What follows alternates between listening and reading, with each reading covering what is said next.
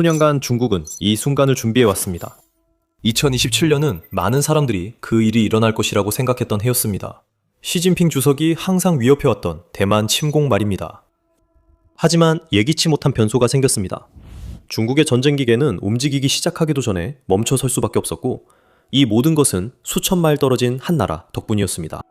우크라이나가 중국의 대만 침공을 막아냈고, 심지어 미국조차 우크라이나가 시진핑의 계획에 미친 영향에 충격을 받았습니다. 우크라이나의 행동은 대만과 직접 관련 없지만 시진핑을 여전히 분노하게 합니다. 중국 계획이 지연되며 시진핑 주석은 좌절감을 느끼고 있습니다. 이는 우크라이나가 러시아로부터 영토를 방어한 결과입니다. 4년이 넘는 오랜 전투 동안 우크라이나는 중국이 대만 침공이 어떻게 진행될 것이라고 생각했던 모든 것을 완전히 뒤집어 놓았습니다. 이제는 이렇게 말해도 과언이 아닙니다. 우크라이나는 중국이 가까운 미래에 대만을 침공하거나 합병하는 것을 사실상 불가능하게 만드는데 엄청난 역할을 했습니다.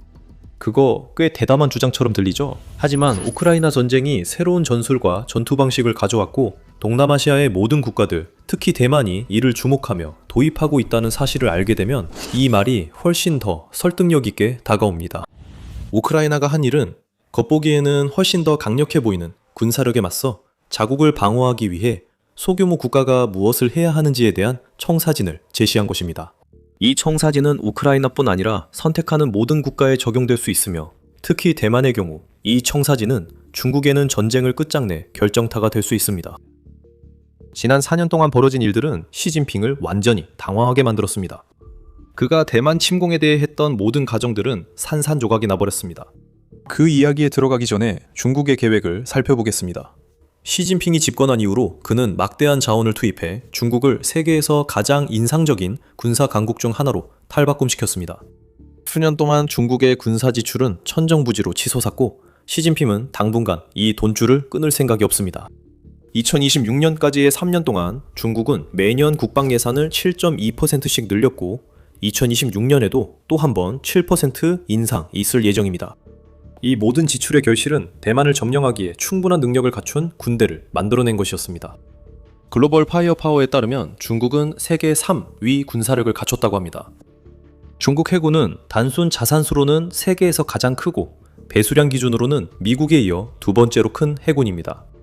중국은 항공모함, 헬리콥터 모함을 보유하고 있으며, 공군에는 3,500여 대의 항공기 중 약 1,500대가 전투기입니다. 모든 면에서 중국은 한때 아시아의 병자였던 시절에서 이제는 이 지역에서 가장 강력한 군사력으로 성장했습니다. 적어도 이론상으로는 그렇습니다. 이 군사력 증강은 중국이 대만을 상대로 준비한 계획에 중요한 역할을 할 것으로 예상됐습니다. 시진핑이 현대 군사 전술을 안다고 생각해 전략은 단순하고 전통적으로 짜일 예정이었습니다. 먼저 봉쇄, 그리고 속임수입니다. 지난 몇 년 동안 중국이 대규모 해군을 이용해 대만을 포위하고 대만군을 질식시키려는 봉쇄 작전을 펼칠 의도가 분명해졌습니다. 봉쇄는 수출이 대만에서 나가는 것과 수입이 들어오는 것을 막으며, 이는 실행 가능한 전략입니다. 이란과 미국이 호르무즈 해협에서 해온 일만 봐도 이 점은 확인할 수 있습니다. 중국이 12월 29일부터 30일까지 실시한 이른바 정의임무 2025는 중국이 어떤 생각을 하고 있는지 보여줍니다. 이 군사훈련은 대만 전역에서 실시되었으며, 중국 선박과 항공기가 동중국해, 필리핀해, 그리고 대만 해역까지 이동하는 것이 포함되었습니다. 전쟁 게임의 일환으로 중국은 대만을 둘러싼 봉쇄를 시뮬레이션했는데, 이는 중국이 상륙 침공을 이끌어내고 소모전 전략의 일부로 활용하려는 의도를 가지고 있습니다. 소모전에 관해 말하자면 중국이 군사력을 크게 늘린 또 다른 이유는 자원으로 대만을 굴복시키기 위함이었습니다. 러시아가 우크라이나에서 썼던 전략이며 지금도 계속되고 있습니다. 사실 이것은 러시아가 소련 시절부터, 그리고 그 이전부터 사용해온 전략입니다. 그저 더 많은 병사, 탱크, 군함, 비행기, 장비 등 모든 것을 더 가지는 것입니다. 결국 적은 무너질 수밖에 없습니다. 전통적인 전쟁은 많은 자원이 필요하고, 작은 나라는 항상 큰 나라보다 자원이 적기 때문입니다. 그것이 대만에 대한 중국의 계획이었습니다. 봉쇄, 침공, 그리고 소모전입니다. 중국의 문제이자 타이완의 구원은 우리가 영상에서 앞서 언급했던 내용입니다. 이 전략은 상대가 자신과 같은 방식의 전쟁을 할 때만 효과가 있습니다. 우크라이나가 러시아에 맞서 해온 방식은 그렇지 않았고, 이는 중국이 타이완 침공에 대해 세웠던 모든 해상 및 지상 가정들이 더 이상 성립하지 않는다는 것을 의미합니다. 우크라이나가 보여준 것은 현대전 전략을 통해 소규모 국가도 침략군에 맞서 강력하게 방어할 수 있다는 점입니다. 지금 우크라이나에서 벌어지는 일도 마찬가지입니다. 여전히 소모전이지만 이제는 자원 양만의 문제가 아닙니다. 이제 적이 전장에 가져오는 것을 가장 효율적으로 파괴하는 방법을 찾는 것이 중요합니다. 아마도 우리가 무슨 이야기를 할지 이미 아실 겁니다. 드론입니다. 우크라이나는 드론을 보유하고 대만은 원하며 중국은 두려워합니다. 중국이 원하는 대만 침공은 시진핑이 아무리 많은 돈, 인력, 그리고 무기를 쏟아부어도 결코 쉬운 일이 아니었습니다. 아직 극복할 점이 많았습니다. 대만 해협은 1년 중 대부분의 기간 동안 매우 거친 바다 상태를 보이기 때문에 침공 작전 중에도 중단을 강요할 정도로 상황이 악화될 수 있습니다. 해협을 통해 접근할 수 있는 상륙 해변은 제한적이며 모든 해변에는 대만의 방어시설이 가득할 것입니다. 계절풍, 태풍, 산악지형, 그리고 무시무시한 방어군이 그 침공에 참여하는 중국군을 모두 기다리고 있습니다. 대만 침공을 위한 원래 계획에서도 중국은 수십만 아니면 수백만에 이를 수도 있는 막대한 사상자를 각오하고 있었습니다. 바로 이런 막대한 대가 때문에 중국은 침공 준비에 오랜 시간을 들였고 단순히 숫자만 본다면 중국이 대만 군대를 압도할 것처럼 보입니다. 미사일이 중국 전략의 핵심이지만 중국도 대만이 이를 잘 방어할 체계를 갖췄음을 알고 있습니다. 해상 봉쇄는 훨씬 더 중요했지만 그에는 두 가지 단점이 있습니다. 첫째, 봉쇄에 사용되는 모든 선박은 실제 침공에는 사용할 수 없습니다.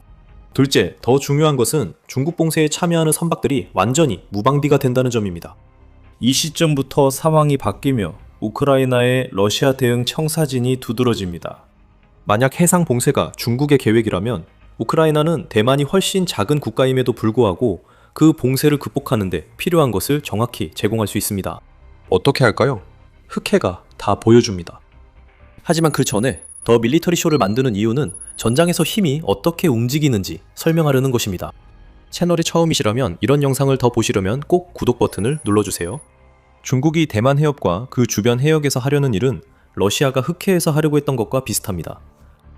러시아는 위험한 군함들을 이용해 흑해를 우크라이나 화물선들에게는 죽음의 구역으로 만들고 동시에 이 수로를 통해 크림반도와 러시아 본토를 거쳐 경력과 장비를 우크라이나 본토로 안전하게 보낼 수 있는 통로로 만들고자 했습니다. 하지만 이제 흑해는 그 이름을 딴 러시아의 유명한 함대가 사실상 사라진 상태입니다. 우크라이나의 해상 및 공중 드론이 그 주된 이유 중 하나입니다. 이 드론들은 시진핑의 계획을 무너뜨릴 대만의 게임 체인저가 될 수 있습니다. 우크라이나 해상 드론은 수년간 흑해에서 활동했으며 5월 3일 또다시 언론의 주목을 받았습니다. 노보로시스크에서 우크라이나 드론이 러시아 그림자 함대 유조선 2척을 공격해 항구 선박에 큰 피해를 입혔습니다. 노보로시스크는 흑해 함대가 우크라이나의 드론, 미사일 공격으로 세바스토폴에서 쫓겨난 뒤 머무는 곳입니다. 여기서 우리는 우크라이나가 러시아 해군력을 다시 조롱하며 전통 군함으론 대응 불가능한 비대칭 전략을 사용하고 있음을 볼 수 있습니다. 러시아 흑해 함대의 3분의 1 이상이 드론과 미사일 때문에 우크라이나 전쟁에서 더는 전투에 투입되지 못하게 됐습니다. 우크라이나가 손댈 수 없을 것이라 여겨졌던 함정들에 의한 봉쇄는 푸틴이 침공을 시작했을 때 아무도 예상하지 못했던 러시아의 굴욕적인 퇴각으로 바뀌었습니다. 앞서 그 청사진에 대해 언급했었죠. 우크라이나가 흑해에서 해낸 일은 대만 해협과 그 주변 해역에도 적용될 수 있습니다. 러시아는 사실상 흑해에서 패배했습니다. 러시아 해군은 겉보기보다 약하고 중국만큼 현대적이지도 않지만 시진핑은 푸틴의 군함에 무슨 일이 일어났는지 확실히 봤을 것입니다. 흑해에서 얻은 교훈은 깊이 새겨졌습니다. 군함이 아무리 크고 강하더라도 적에게 더 가까이 다가가야 하고 특히 봉쇄의 일환으로 한 곳에 머물러야 할 때는 미사일과 드론에 취약해집니다. 우크라이나 전략처럼 대만도 해상 공중 드론으로 중국 봉쇄를 돌파할 수 있습니다. 또한 대만은 대한미사일 측면에서 우크라이나보다 훨씬 유리합니다. 3월 11일 타이페이 타임즈가 보도한 바에 따르면 대만은 자국에서 개발한 슝펑 23 대한미사일 약 1000기와 미국산 하푼 미사일 400기를 보유하고 있습니다. 전자는 항공모함 전체를 파괴할 만큼 강력합니다. 대만은 우크라이나가 제공할 수 있는 것이 중국의 계획을 좌절시킬 수 있음을 알고 있습니다. 우크라이나는 이를 인식하고 아시아 전역에서 파트너십을 구축 중입니다. 영상 후반에 공개할 예상치 못한 국가도 포함되어 있으며 이는 시진핑의 야망이 좌절될 것임을 중국에 알리기 위한 것입니다. 푸틴의 침공 이후 대만과 우크라이나는 점차 관계를 강화해왔습니다. 이는 대만이 푸틴이 한 일과 시진핑이 하려는 일 사이에서 많은 유사점을 보기 때문일 수 있습니다. 2023년 11월까지 거슬러 올라가면 대만은 우크라이나 재건을 돕기 위한 회의에 참석하면서 우크라이나와 양해각서를 체결하고 있었습니다. 대만은 우크라이나의 인도적 지원을 계속해왔고 2023년 폴란드에서 6건의 양해각서 체결 후 양국 관계가 더 돈독해지고 있습니다. 2년 후 대만은 우크라이나와 의사교육, 의료 장비 등 지원을 위한 의료 프로그램 협정을 추가로 체결했습니다. 대만은 인도 태평양 긴장 고조를 막기 위해 우크라이나 군사 지원을 자제하고 있습니다. 하지만 인도주의적 관계는 진화의 기로에 선 듯합니다. 1월 23일 인도 태평양 방위 포럼은 대만이 이제 우크라이나와 협력하여 드론 역량을 개발하려 한다고 보도했습니다. 포럼은 이러한 조치가 이미 민간 경로를 통해 발전해온 파트너십을 공식화하는 것이라고 보도했습니다. 또한 이는 대만이 2025년에 시작한 5년간의 드론 개발 프로그램과 같은 대만 내에서 시작된 여러 이니셔티브를 지원할 가능성도 높습니다. 대만과 우크라이나의 관계는 점점 더 강해지고 있으며 시진핑의 실망과는 달리 대만이 우크라이나가 중국 해군의 침공을 막아내는 청사진을 만들어냈다는 사실을 인식하고 있음이 분명합니다. 인도 태평양 지역의 다른 국가들도 우크라이나가 러시아에 맞서 취한 조치에 주목하고 있으며 그들 또한 드론 전술을 모방하고 있습니다. 텔레그래프에 따르면 태국이 우크라이나식 드론으로 캄보디아군을 겨냥하고 있습니다. 2026년 말레이시아에서 열린 디펜스 서비스 아시아 전시회에서는 드론이 중심에 있었습니다. 이번 전시회에서 우크라이나가 운용해온 무기 유형에 대한 아시아의 높은 수요가 확인됐습니다. 인도태평양 서쪽과 걸프 지역에서도 우크라이나와 타이완의 미래에 대한 징후가 나타나고 있습니다. 우크라이나는 미국과 이란 간의 전쟁으로 영향을 받은 여러 걸프 국가들과 10년에 걸친 방위 협정을 체결했으며 그 협정의 핵심에는 드론이 있습니다. 푸틴은 우크라이나가 아시아에서 영향력을 얻는데 화가 났지만 시진핑은 더 분노할 것입니다. 그는 중국을 지배적인 군사 강국으로 만들기 위해 수십 년간 투자해온 노력이 물거품이 되는 것을 지켜보고 있습니다. 드론이 중국이 힘으로 위협하려는 다양한 국가들의 주력 무기가 되고 있기 때문입니다. 시진핑은 대만이 협조적인 우크라이나와 신중히 파트너십을 맺는 과정을 지켜보았고 침공 시도 시 우크라이나가 대만에 드론과 기술을 제공할 것을 알고 있습니다. 이것이 우크라이나가 걸프 지역에서 하는 일입니다. 이런 일이 실제로 일어나는 것은 시진핑이 우크라이나의 관계 구축을 막기 위해 푸틴과 그의 군대마저 믿을 수 없음을 보여줍니다. 중국의 목표는 대만 고립이었습니다. 우크라이나는 그런 일이 일어나지 않도록 확실히 할 것으로 보입니다. 그리고 아직 남아있는 반전이 있습니다. 그 이야기에 들어가기 전에 시진핑이 의도했던 것과 실제로 일어날 일에 대해 이야기해 보겠습니다. 시진핑은 우크라이나 사태로 중국 군인들의 관심을 유도하고 이를 훈련장으로 활용하려 했습니다. 전 세계가 우크라이나에 집중하는 동안 중국은 중국의 대만 야심에 대한 관심이 줄 것으로 계산했습니다. 미국이 이란 상대로 에픽 퓨리 작전을 시작한 것도 또 다른 주의 분산이었습니다. 미국은 중국이 대만을 침공하면 대만을 방어할 가능성이 가장 높은 나라 중 하나입니다. 그의 발언이 종종 모순되지만 미국 대통령 도널드 트럼프는 재임 중 대만이 안전하다고 주장해왔습니다. 이란에서 벌어지는 일과 같은 어떤 시선 돌리기도 시진핑에게는 유리합니다. 2025년 4월 더힐은 중국이 약 200명의 병력을 우크라이나에 파견했다고 보도했습니다. 이들은 최전선에서 보고 배우기 위해 파견된 것으로 알려졌습니다. 우크라이나 전쟁은 중국의 대만 침공에 중요한 역할로 여겨졌습니다.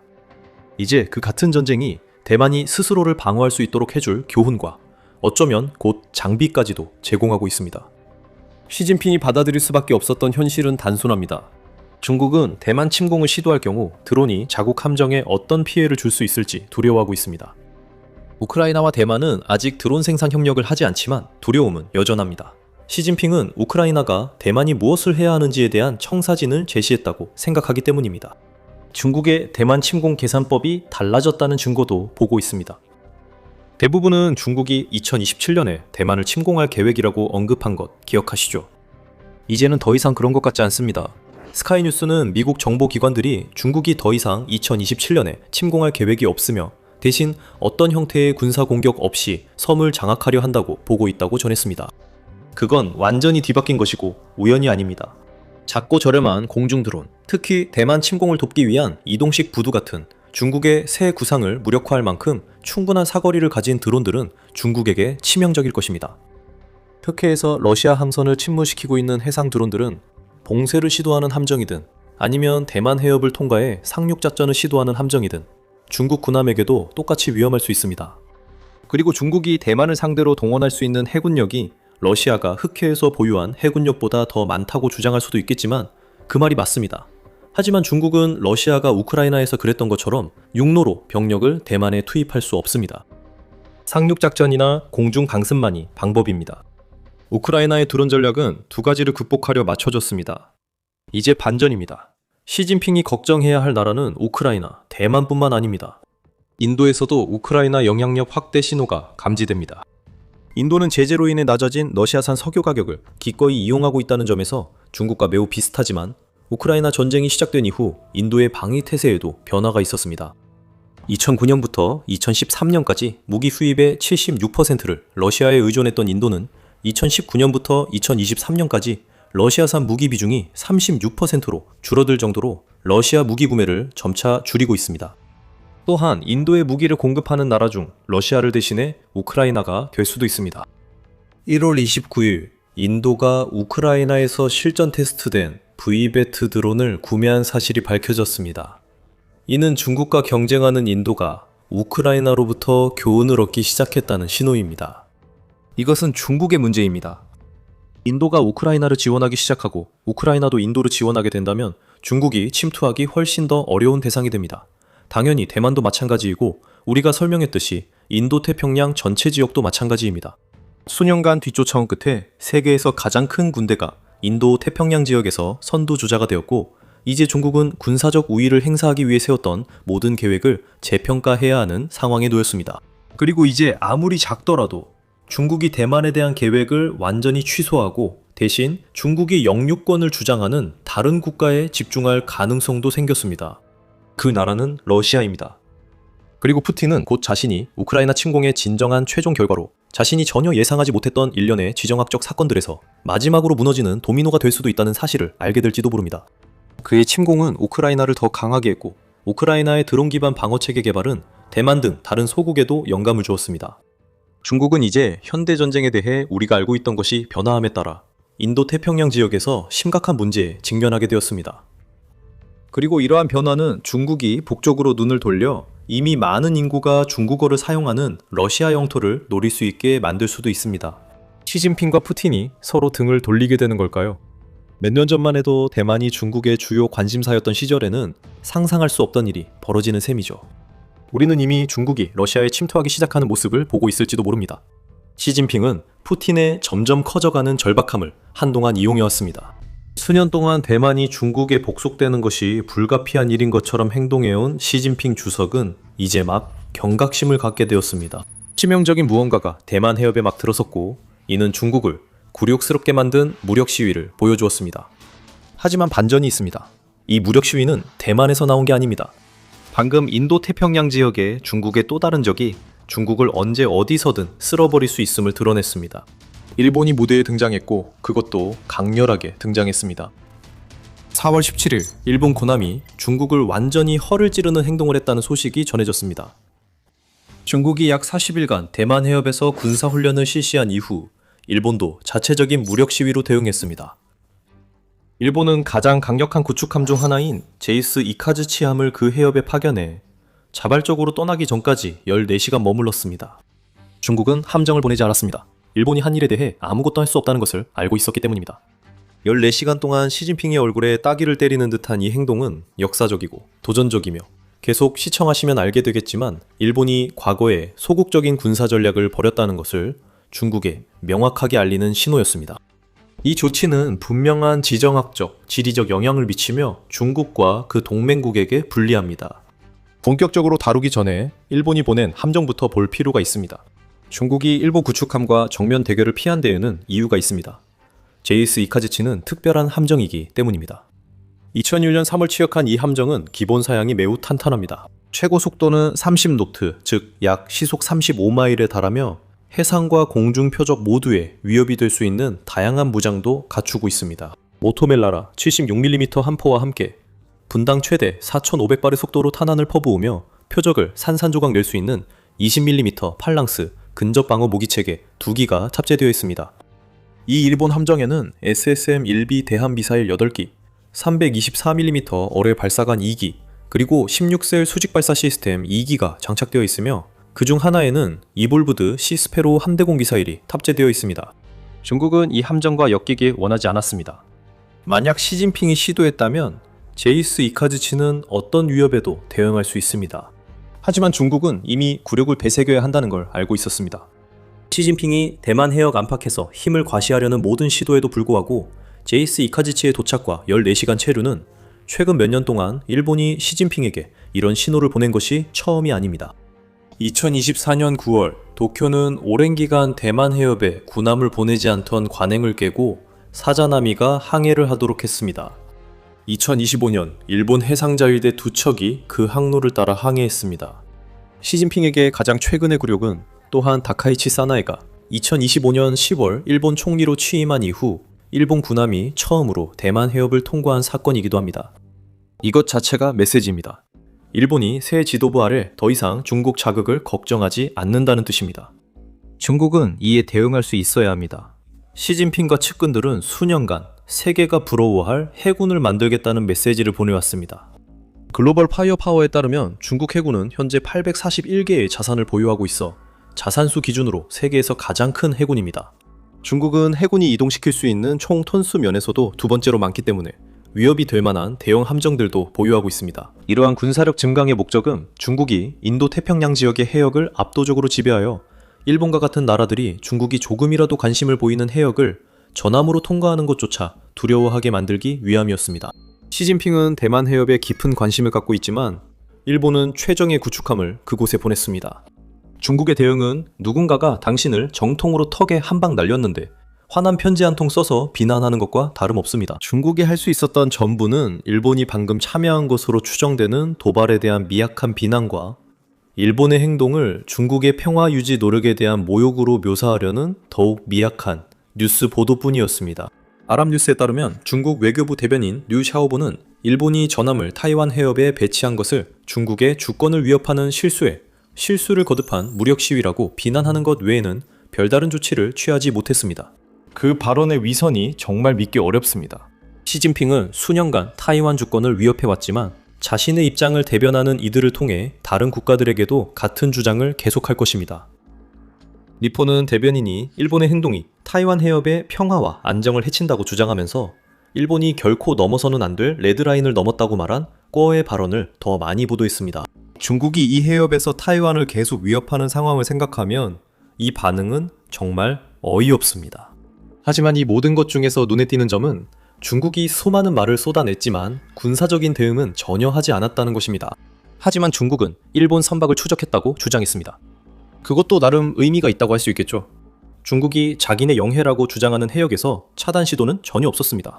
하지만 시진핑과 측근들은 위험한 일본 구축함이 타이완 해협을 14시간 느긋하게 항해하는 걸 지켜보기만 했습니다.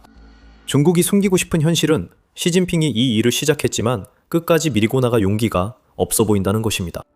3월과 4월 사이 40일 동안 중국은 타이완 해역에서 해상 봉쇄훈련을 실시했는데 이는 분명히 시진핑이 그 어느 때보다 침공을 결심할 가능성이 높아졌다는 신호를 보내기 위한 것이었습니다.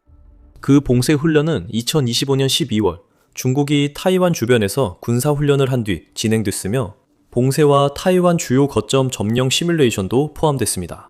그 훈련에는 중국 인민해방군과 해군, 공군, 로켓군이 모두 참여했습니다. 중국이 저스티스 미션 2025라고 명명한 이 훈련은 미국이 타이완에 110억 달러 규모의 무기 패키지를 승인한 직후에 이루어졌는데 이는 미국이 지금까지 제공한 무기 패키지 중에서도 가장 큰 규모에 속합니다. 그래서 대만 해협의 평화를 깨트리는 게 일본이라는 말인가요?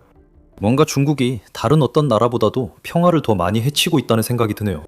일본 자체도 중국이 위협해온 대상이기도 했습니다. 2월에는 중국이 20척이 넘는 어선으로 구성된 어업선단을 일본의 배타적 경제수역, 즉 EEZ로 보냈습니다. EEZ는 일반적으로 한 국가의 영해로부터 약 200캐리까지 확장되는 해안구역으로 그 국가가 자원에 대한 관할권을 갖는 지역입니다. 중국이 그 EEZ에 어선을 보낸 것은 표면적인 도발을 의도한 것이었습니다. 시진핑의 메시지는 중국이 언제든 일본 해역에 들어가 도쿄가 보는 앞에서 자원을 빼앗을 수 있다는 것이었습니다. 그러나 중국의 임무는 더 깊은 의미가 있었습니다. 중국 어선단은 민간인으로 위장한 늑대였고 그 배들은 어업 목적만은 아니었습니다. 정확히 뭔지는 모르겠지만 아마 스파이 활동일 수 있습니다. 우리는 그 정체를 알아낼 기회를 얻지 못했습니다. 일본은 이 침입에 대응해 군용 공격 헬리콥터와 물대포를 장착한 순찰선을 보내 중국 어선단을 일본 해역에서 쫓아냈기 때문입니다. 여기서 대조가 드러납니다. 중국이 일본 해역에 선박을 보내면 일본은 시진핑에게 운을 시험하지 말라는 분명한 군사적 대응을 보입니다. 일본이 군함을 14시간 동안 중국이 영해라고 주장하는 대만 해협에 보내도 중국 해군은 대응이나 쫓아내려는 시도 없이 아무 반응이 없었습니다. 중국 주석은 도발에 굴욕을 당하고 측근을 시켜 불평하게 하는 것 외엔 할 수 있는 일이 거의 없었습니다. 시 주석은 더 많은 일에 대해 울어야 할 것입니다. 일본이 신호를 보내 시 주석의 대만 침공 계획이 위협받고 있음을 알게 됐습니다. 이제 그 계획에는 여러 가지 문제가 나타나고 있으며 저희가 그 모든 문제를 자세히 살펴보겠습니다. 하지만 그 전에 여러분은 더 밀리터리 쇼를 시청하고 계십니다. 저희는 여러분께 헤드라인 뒤에 숨겨진 전체 그림을 보여드립니다. 구독 버튼 눌러 영상을 놓치지 마세요. 일본이 대만 해협에서 방금 한 행동은 시진핑에게 두 가지 메시지를 보냈습니다. 첫째, 일본은 중국 주석에게 대만 해협 봉쇄 훈련을 그냥 넘길 수 없다는 점을 알렸습니다. 제이사이 카즈치의 그 수로 항해는 기본적으로 일본이 중국에게 어떤 봉쇄도 자신들을 막을 수 없다는 것을 알리는 것입니다. 일본 선박이 원하면 항해할 것입니다. 하지만 두 번째 메시지, 그리고 시진핑 입장에서 훨씬 더 중요한 메시지는 일본이 수십 년 동안 인도태평양에서 자신들의 위치를 규정해온 소극적인 군사적 접근을 더 이상 취하지 않는다는 것입니다. 그 입장은 일본이 수년 동안 자국의 국경만을 방어하는 데 전념하게 만들었습니다. 일본은 실제로 군대를 보유하고 있지 않았습니다. 적어도 다른 나라를 공격할 수 있는 군사력이라는 의미에서는 말이죠.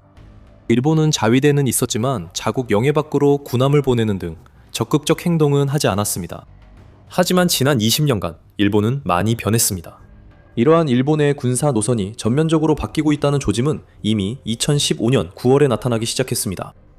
그때 BBC는 당시 아베 신조 총리가 도입한 새로운 법률에 대해 보도했는데 이 법률은 일본 헌법이 허용하는 범위에 대해 훨씬 더 넓은 해석을 가능하게 했습니다. 그 헌법, 특히 제9조는 제2차 세계대전 이후 도입된 것으로 일본 국민은 영원히 전쟁과 무력의 위협 또는 사용을 포기한다고 명시하고 있습니다. 아베 신조의 새로운 법률은 적극적 평화주의라고 불리는 개념을 도입했습니다. 간단히 말해 일본의 국가 안보에 대한 위협이 과거의 헌법을 유물처럼 보이게 만들고 있었습니다. 평화주의는 인도 태평양 지역에서 패권을 잡으려는 명백한 의도로 대규모 군비 증강을 하고 있는 다른 나라가 없을 때만 효과가 있습니다. 10여 년이 지난 후 이스트아시아 포럼은 일본의 조용했던 평화주의 탈피가 이제 훨씬 더 뚜렷해지고 있다고 선언합니다. 일본은 공식 안보 지원, 즉 OSA 메커니즘을 도입했는데 이를 통해 일본이 뜻을 같이 한다고 여기는 국가들에게 일본산 방위장비를 제공할 수 있게 되었습니다. 2023년 도입된 이 프로그램은 독재에 맞서는 국가에 장비를 제공하도록 설계됐습니다. 이 프로그램을 통해 일본이 지원한 금액은 군사적으로 볼 때 적은 편입니다. 2023년에는 단지 1250만 달러, 2024년에는 최대 3120만 달러, 그리고 2025년에는 4430만 달러입니다. 여기서 어떤 패턴이 보이실 겁니다. 해마다 일본은 군사 지원 예산을 늘리고 있습니다. 이 지원은 주로 일본이 무역과 안보에 중요하다고 여기는 해상교통로 주변 국가에 집중됩니다.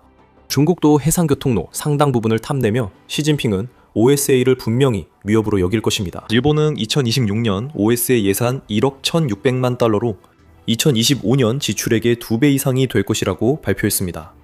우리는 잠자던 거인이 깨어나는 모습을 보고 있습니다. 작게 시작하고 있습니다.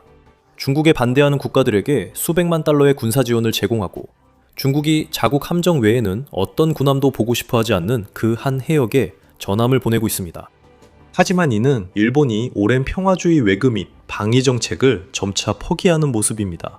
일본은 인도 태평양 지역에서 대만을 제외하고 시진핑의 침공 계획에 큰 혼란을 줄 수 있는 유일한 국가라는 사실을 점점 깨닫고 있습니다.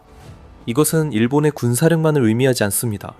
시진핑은 중국이 대만을 침공하려 할 경우 중국 해군 전체에 지리적 함정이 될 수 있다는 것을 알기 때문에 지켜보며 걱정할 것입니다. 중국이 일본에 대해 가진 가장 큰 문제는 일본이 하나의 섬만으로 이루어진 것이 아니라는 것입니다. 일본은 하나의 큰 섬일 뿐만 아니라 동중국해로 뻗어있는 수많은 작은 섬들도 가지고 있어서 필리핀에 필요하다면 남중국해에서도 유리한 위치를 점할 수 있습니다. 대만 침공 시나리오를 잠시 상상해 봅시다. 시진핑의 이상적인 시나리오는 중국이 대만을 침공해도 타국이 관여하지 않는 것입니다. 그렇게 되면 시진핑은 중국 해군을 대만에 집중할 수 있지만 그런 일은 일어나지 않을 것입니다. 중국이 대만의 동맹국들을 견제하면서 대만 침공을 성공적으로 수행하려면 자국의 군함과 잠수함을 태평양 깊숙이 보내야 할 것입니다. 중국 앞길을 막는 것은 일본이라는 지리적 장벽이며 중국도 이를 잘 알고 있습니다. 중국은 이 장벽을 제1도련선이라고 부르며 이는 일본 남쪽의 오키니나와에서부터 대만까지 이어집니다. 동중국해에는 센카쿠 열도가 있는데 이 작은 섬들은 일본이 관리하고 있지만 중국이 영유권을 주장하고 있습니다. 작아 보이지만 이 섬들은 미야코 해협 북쪽에 위치합니다. 중국 군함이 태평양으로 나가려면 이 해협을 꼭 지나야 합니다. 오키나와 제도 역시 류큐 열도의 일부로 미야코와 야에야마 제도도 포함되어 있습니다. 이렇게 보면 일본이 곧바로 문제로 떠오릅니다. 중국은 대만 지원 미군을 막으려 하지만 일본이 미야코 해협을 군함으로 봉쇄하면 중국이 저지할 수 없습니다. 시진핑은 해협 봉쇄도 선택할 수 있습니다. 사우스 차이나 모닝포스트에 따르면 이는 중국이 일본 열도를 인질로 삼는 것이 될 수 있습니다. 하지만 이것은 완벽한 해결책이 아닙니다. 중국 군함이 봉쇄에 집중하면 미국이 태평양을 건너 군함을 보내는 것을 막을 수 없습니다. 미야코 해협은 대만에서 떨어진 두 번째 해전의 무대가 될 수 있어 시진핑은 집중력 분산을 감수할 수 없습니다. 집중력이 분산되는 것과 관련해서 일본은 중국이 일본 영해에서 봉쇄를 시도하는 것을 가볍게 여기지 않을 것입니다. 중국이 시도할 수는 있겠지만 일본은 아마도 자국의 군함을 출동시키고 중국이 무력화시키고 싶어하는 작은 섬들과 본토에서 발사되는 미사일로 중국 선박을 겨냥할 것입니다. 게다가 시진핑에게는 오키나와 문제가 있습니다. 이 섬은 일본과 미국 군대의 협력에 가장 인상적인 상징물로 남아있을지도 모릅니다. 현재 미국은 오키나와의 여러 군사기지와 8만 명의 인구를 유지하고 있습니다. 그 8만 명 중 거의 3만 명이 현역 미군으로 미국 군대의 모든 부대에서 파견된 인원들입니다. 미국이 오키나와에 주둔하고 있다는 것은 만약 중국이 미야코 해협을 봉쇄하려 한다면 거의 불가피하게 오키나와를 직접 공격하게 되고 이는 대만 침공 시 미국이 개입하게 된다는 것을 의미합니다. 미국은 개입 가능성이 높지만 중국 미사일이 미군 기지를 타격하면 추가 개입 동기가 생깁니다. 일본은 이런 상황에 대비해 조용히 전력을 강화해왔습니다. 만약 봉쇄를 해야 한다면 일본은 그에 필요한 함정을 보유하고 있습니다. 제이사의 키즈치 같은 함정도 물론 매우 중요하겠지만 어쩌면 그보다 더 중요한 것은 일본의 헬리콥터 항공모함인 제이스 이즈모와 제이스 카가일 것입니다. 이 항공모함들은 이제 더 이상 헬리콥터만 탑재하지 않습니다. 일본은 이즈모와 카가를 각각 12대에서 15대의 F-35B 전투기를 탑재할 수 있도록 업그레이드했습니다. 48척 최신 구축함의 그 항공전력을 더하면 일본은 자산소는 중국에 못 미쳐도 화력면에서는 중국과 맞설 해군을 갖게 됩니다. 최소한 이 해군은 미국이 항공모함과 구축함을 이끌고 도착할 때까지 미야코 해협 봉쇄를 유지할 수 있을 것입니다. 시진핑은 일본이 대만 문제에 개입하지 않길 바랐겠지만 그 희망은 이미 사라졌습니다. 일본 총리가 된 지 몇 주 만에 사니치 타카이치는 중국이 대만의 군사력을 사용할 경우 일본이 생존을 위협받는 상황으로 간주할 것이라고 선언했습니다. 우리가 보고 있는 자위중심 교리에서의 명확한 변화가 없더라도 이것은 시진핑이 대만 침공 계획을 실행에 옮긴다면 일본이 중국과 싸울 것이라는 분명한 신호입니다. 여기에는 어떤 모호함도 없습니다. 이것은 명확합니다. 일본은 중국에 시진핑이 계획하는 일이 일본이 군사력으로 대응할 만큼 충분한 위협이 된다고 말하고 있습니다. 시진핑은 자신이 인도 태평양의 실력자라 여겼으나 일본이 한 척의 군함으로 이를 반박하며 중국 주석은 굴욕을 겪었습니다. 전형적인 일본식 절제 표현이지만 메시지는 분명하고 강력합니다. 앞으로는 중국과 일본 사이에 더 많은 신경전이 벌어질 것입니다. 4월 20일 퍼스트포스트는 중국이 태평양 지역에서 군함을 파견해 훈련을 실시했다고 보도했습니다. 이는 미국, 일본, 필리핀이 공동 군사훈련을 시작하는 시기와 우연히 겹친 것이 아닙니다. 중국은 잃어버린 자존심을 되찾으려고 애쓰고 있지만 일본이 중국을 불안하게 만드는 바로 그 동맹 관계를 과시하는 상황에서는 중국의 메시지가 그리 크게 들리지 않을 것입니다. 수천 마일 떨어진 곳에서 시진핑의 동맹국 중 하나의 충격파를 느낍니다. 불과 4월 15일에 블라디미르 푸틴이 러시아 태평양 함대에서 프리기탐 2척과 보급선을 중국으로 5일간 파견했습니다. 일본이 대만 해협에서 행동한 시점은 블라디미르 푸틴에게 분명히 보였을 것입니다. 시진핑은 주요 메시지를 받았지만 일본은 또한 블라디미르 푸틴에게 그가 시진핑에게 가까워지려고 필사적으로 시도하는 모든 행동이 그냥 넘어가지 않고 있다는 것을 알렸습니다. 초현대적인 일본 구축함은 러시아가 중국에 보낸 낡은 호위함들에 대한 완벽한 대응입니다. 일본이 대만 해협에 치명적인 것을 보냈지만 시진핑과 푸틴은 대응하지 못합니다. 동아시아의 세력 균형이 바뀌었고 이는 중국이나 북한, 러시아가 달가워할 방식이 아닙니다.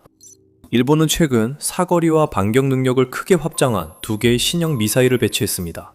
게다가 이 두 미사일 모두 완전히 자국에서 개발한 무기입니다. 이 미사일들의 배치는 이전에는 일본에 주둔한 미국만이 도달할 수 있었던 넓은 해상과 육상 지역이 이제는 확실히 일본의 사정권에 들어왔다는 것을 의미합니다. 이 지역의 현상은 일본에 유리한 쪽으로, 어쩌면 영구적으로 바뀌었습니다. 이 두 신형 미사일의 내부 정보와 중국, 북한, 러시아가 이 미사일 배치를 경계하는 이유를 알려드리겠습니다.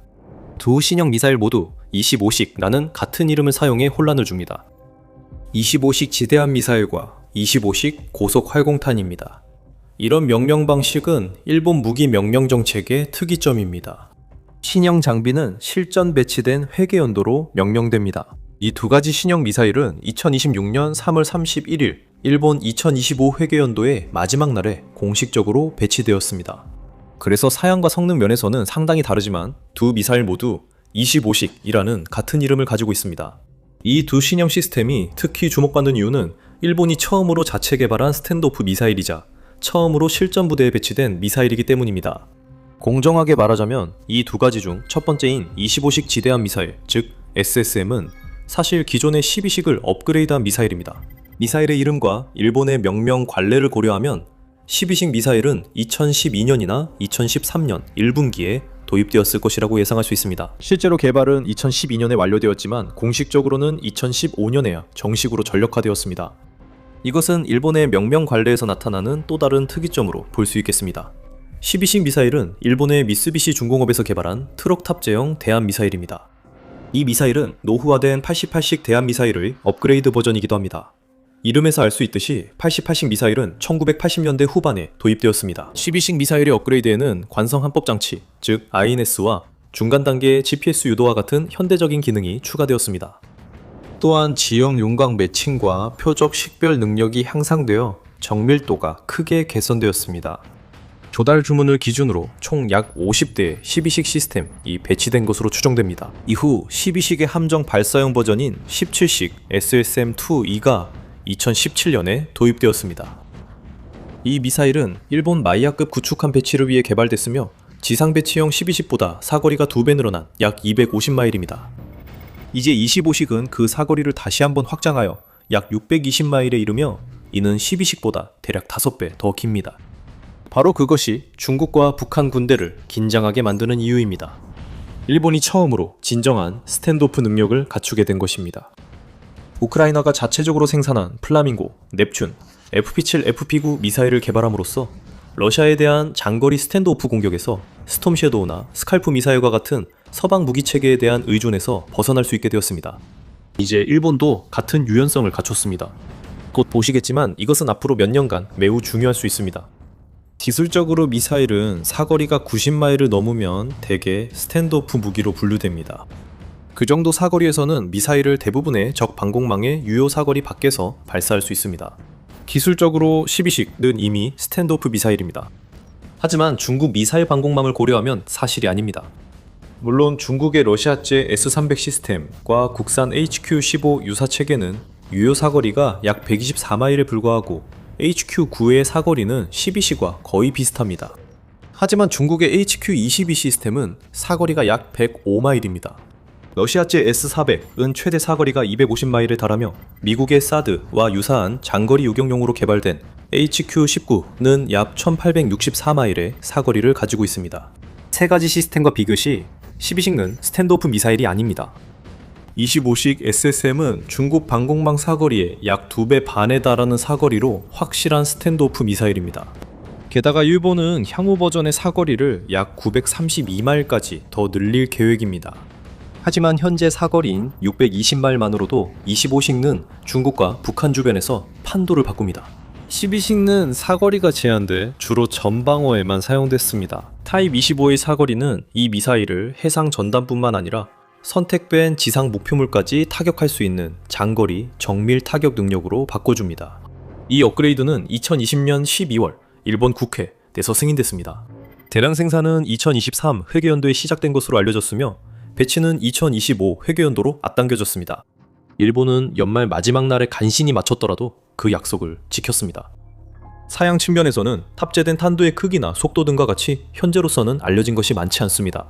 우리가 알고 있는 것은 타입 25의 기체가 현대 방공 시스템에 대한 생존성을 높이기 위해 레이더 신호를 줄이도록 재설계되었다는 점입니다. 이 미사일은 장시간 비행 시 탐지를 최소화하기 위해 저고도 순항에 최적화된 소형 터보팬 엔진으로 추진됩니다. 타입 25의 유도 시스템은 관성 항법 장치와 위성 위치 확인, 지형 참조, 그리고 종말 단계 레이더 이미징을 결합하고 있습니다. 이 조합은 일본 특유의 정밀함으로 이동 중인 해상 표적도 정확히 타격할 수 있습니다. 이 미사일은 네트워크 기반 데이터 링크로 중간 경로 업데이트를 받고 해상 초계기나 해안 레이더, 기타 감시 자산으로부터 실시간 정보를 통합할 수 있습니다. 또한 현대 지상 기반 미사일에서 매우 중요한 요소인 기동성 측면에서도 완벽하게 충족합니다. 이 시스템은 8x8바퀴 셰시에 장착된 고기동 수송 발사대에 탑재되어 있습니다. 각 발사대는 6개의 미사일 캔스터를 탑재하며 신속하게 연속 발사를 한 뒤 빠르게 위치를 이동할 수 있습니다. 우크라이나 전쟁이 만연한 감시와 카미카제 드론의 시대에 잘 보여주었듯이 신속하게 발사하고 이동하는 능력이 결정적인 차이를 만듭니다. 일본의 산악 지형을 활용해 발사대 부대는 해안 지역이나 섬 거점에 분산 배치될 수 있으며 적이 반격을 위해 조준하기 전에 신속하게 발사하고 재배치할 수 있습니다. 이 시스템이 일본 군대 전반에 걸쳐 널리 배치될 것이 확실하지만 초기 배치 장소의 선택은 전략적입니다. 어떻게 그렇죠? 첫 번째 작전 부대는 쿠니모토 현의 칸군 기지에 배치되었습니다. 이 기지에서 중국과 북한의 다양한 표적들이 이제 사정권에 들어오게 되었습니다. 이제 한반도 전체, 즉 북한 전역을 포함한 모든 한반도가 일본의 지상 및 해상 표적에 대한 공격 범위에 들어오게 되었습니다. 북한의 최고 지도자 김정은은 언제든 일본을 미사일로 공격할 수 있었습니다. 김정은의 아버지이자 이전 최고 지도자였던 김정일 역시 마찬가지였습니다. 그는 1994년부터 2011년 사망할 때까지 북한을 통치했고 이후 그의 아들인 김정은이 권력을 이어받았습니다. 김정일 역시 북한의 창립자이자 초대 지도자인 그의 아버지 김일성으로부터 일본을 공격할 수 있는 능력을 물려받았습니다. 1990년대 중반까지 김일성은 화성 7호 탄도미사일, 즉 노동미사일을 개발해 양산에 들어갔지만 이 미사일이 실전 배치되기 전인 1994년에 사망했습니다. 악명 높은 스커드 미사일을 개조한 노동미사일은 사거리가 약 800마일에 달해 오사카, 도쿄, 그리고 일본 남부와 중부 대부분을 안정적으로 타격할 수 있었습니다. 그리고 그 이후로 김씨 왕조의 세대가 바뀔 때마다 북한의 능력은 점점 더 확장되어 왔습니다. 노동미사일 외에도 현재의 김정은은 최소 1500마일의 사거리를 가진 중거리 탄도미사일인 화성 10호도 보유하고 있습니다. 그것만으로 북한에서 일본 전역을 타격할 수 있습니다. 그는 또한 전범위 대륙간 탄도미사일 ICBM도 보유하고 있습니다. 화성 14호는 최소 4000마일의 사거리를 가진 것으로 추정되며 화성 15호는 미국 본토까지 도달할 수 있는 것으로 알려져 있습니다. 두 미사일 모두 일본까지 도달 가능합니다. 더 많은 미사일도 있습니다. 수십 년간 북한은 일본을 원거리에서 타격할 수 있었지만 일본은 같은 위협을 가하지 못했습니다. 일본은 패트리엇 PAC, 3화, 이지스, SM-3 등 다층 방공망으로 미사일 방어만 할 수 있었습니다. 25식 지대함 미사일 사거리 확장으로 상황이 균형을 이뤘습니다. 당신이 공격하면 우리도 반격하거나 우리가 먼저 공격할 수도 있습니다. 이제 이러한 선택지가 일본에게 주어졌고 이는 일본이 중국에 대해 비슷한 수준의 지렛대를 갖게 해줍니다. 완전히 같진 않지만 거의 비슷합니다. 차이점은 중국의 압도적 규모입니다. 타입 25는 북한 전역을 충분히 사정권에 둘 수 있습니다. 중국은 약 600만 평방마일의 광대한 영토를 보유하고 있으며 중국과 일본 사이에는 동중국해가 있습니다.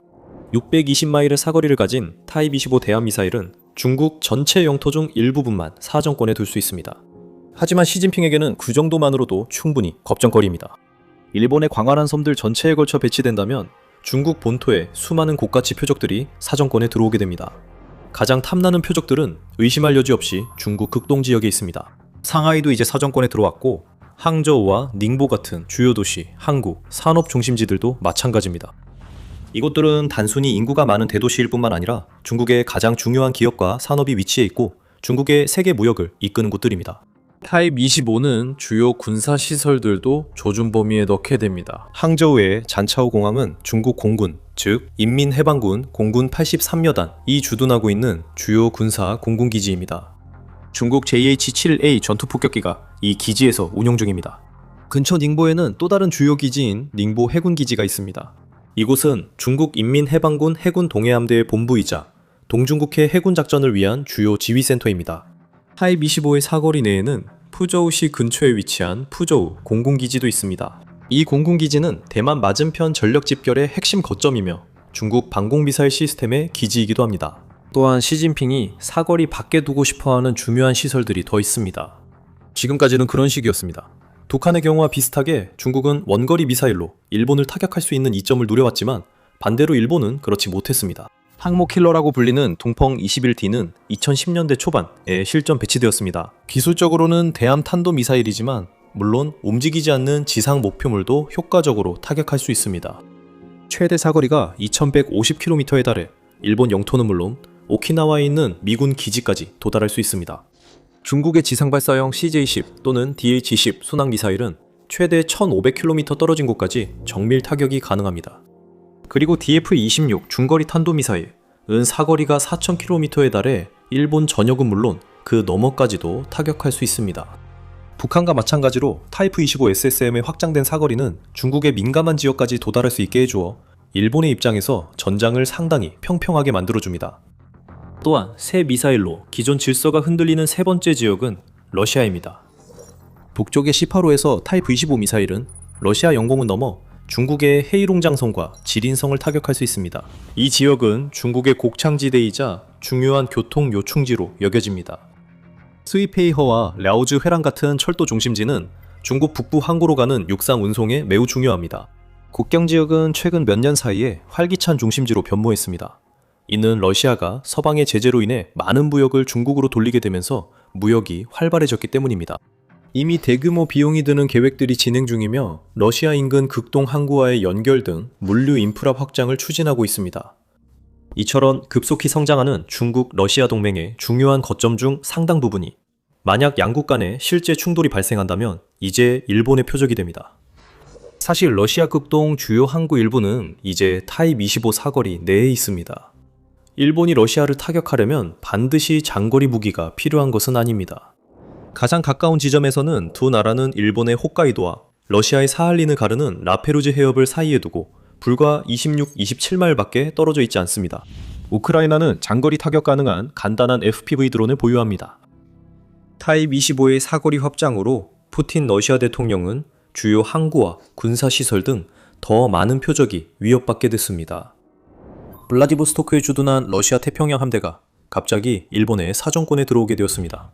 하바롭스크는 주요 행정 및 군사 중심지이며 러시아 동부 군관구에 본부가 위치해 있습니다. 일본과 러시아는 오랜 갈등에 최근 일본의 친우크라이나 입장으로 긴장이 더 높아졌습니다. 러시아는 중국, 북한처럼 일본의 장거리 미사일 우위를 오랫동안 유지했지만 이제 그 우위는 사라졌습니다. 일본의 타이프 25 미사일은 러시아 전체를 타격하지 못하지만 공격 가능한 지역만으로도 러시아 극동 방어를 약화시키고 중국과의 경제 통합을 저해할 수 있습니다. 둘 다 푸틴에게 큰 전략적 패배가 될 것입니다. 전 세계 주요 분쟁 지역의 최신 군사 뉴스와 날카로운 분석을 찾고 계신가요? 바로 그것이 저희 밀리터리 쇼에서 제공하는 내용입니다. 가장 중요한 소식과 발전 상황을 완전히 파악하려면 지금 채널을 구독하세요. 이제 여러분은 일본처럼 높은 기술력을 가진 나라가 왜 지금까지 공세적 원거리 타격 능력을 개발하지 않았는지 궁금해하실 수도 있습니다. 그것은 선택의 문제였습니다. 제2차 세계대전 참패 후 일본은 방어만을 위한 군사태세를 채택했습니다. 일본은 위협 방어용 무기만 생산, 구매하고 공격 무기는 만들지 않았습니다. 이런 태세는 일본이 미국과 맺은 군사동맹 덕분이었습니다. 1960년에 발효된 미일 상호협력 및 안전보장조약에 따라 미국은 일본이 공격을 받을 경우 방어할 의무가 있습니다. 하지만 그 결과 일본 내 모든 공격 무기는 미국이 일본에 두고 있는 약 15개의 주요 기지에서 미군이 보유하고 있습니다. 원거리 공격 능력 측면에서 미국은 오키나와의 가데나 공군기지와 같은 곳에 배치된 F-15E 스트라이크 이글과 F-35A 라이트닝2 전투기를 이용해 중국, 북한, 러시아를 타격할 수 있습니다. 이란에서 해왔던 것처럼 이 전투기들은 AGM-158 제점과 AGM-88G, AARGMER과 같은 장거리 스탠드오프 미사일을 발사할 수 있습니다. 하지만 일본의 입장에서 보면 아무리 그 안전망이 광범위하다고 해도 이제는 더 이상 충분하지 않습니다. 이 지역의 안보 구도는 극적으로 변화했습니다. 중국과 북한의 공격무기 개발 속도는 매우 빠르며 이에 따라 일본이 직면한 위험도 기하급수적으로 증가하고 있습니다. 이러한 상황에 위기감을 느낀 일본은 2022년에 대폭 수정되고 훨씬 더 강경해진 국가안보전략 NSS를 발표했습니다. 새 국가안보전략 NSS를 했습니다. 이 전략은 2027년까지 국방비를 국내 총생산 GDP를 없었다 %까지 거의 2배로 늘릴 것을 명시하고 있는데 이는 이전에 비공식적으로 유지되던 1% 상한선의 2배에 해당합니다. 하지만 아마도 가장 중요한 점은 일본이 처음으로 공식적으로 반격 능력 확보를 약속했다는 것입니다. 일본이 공격무기 도입에 문을 연 셈입니다. 이제 일본은 무력 공격이 임박하면 타입 25 등 스탠드오프 미사일로 적 기지를 타격할 수 있습니다. 또한 두 종류의 타입 25 미사일 도입에서 모두 일본은 이 방침을 곧바로 실행하고 있습니다. 최근 공개된 두 번째 타입 25 미사일 역시 스탠드오프 미사일 범주에 속하지만 임무 프로필은 다릅니다. 타입 25 하이퍼 초고속 활공탄 또는 HBGP입니다. HBGP는 일본의 첫 실전 배치형 극초음속 활공 무기입니다. 이번에 배치된 블록 1 버전의 사거리는 약 185, 310마일로 추정되지만 이 무기의 특별함은 그것 때문이 아닙니다. 이 미사일은 고체 연료 로켓 부스터로 발사되어 고고도에서 분리됩니다. 이렇게 하면 활공체가 마하 5, 시속 3,700마일이 넘는 극초음속으로 하강하면서 요격을 피하기 위해 불규칙한 기동 궤적을 수행할 수 있습니다. HBGP는 작은 조종 날개가 달린 원뿔형 부스트 글라이더 탄도를 장착해 측면과 수직 조정이 가능합니다. 그 이름처럼 미성 항법, 관성 시스템, 종말 단계에서는 레이더와 적외선 이미징으로 유도합니다. 사거리가 더 짧기 때문에 HBGP는 장거리 SSM만큼 일본에 억지력을 제공하지는 않습니다. 이 미사일은 주로 반격 작전보다는 외딴섬 방어를 위해 설계되었습니다.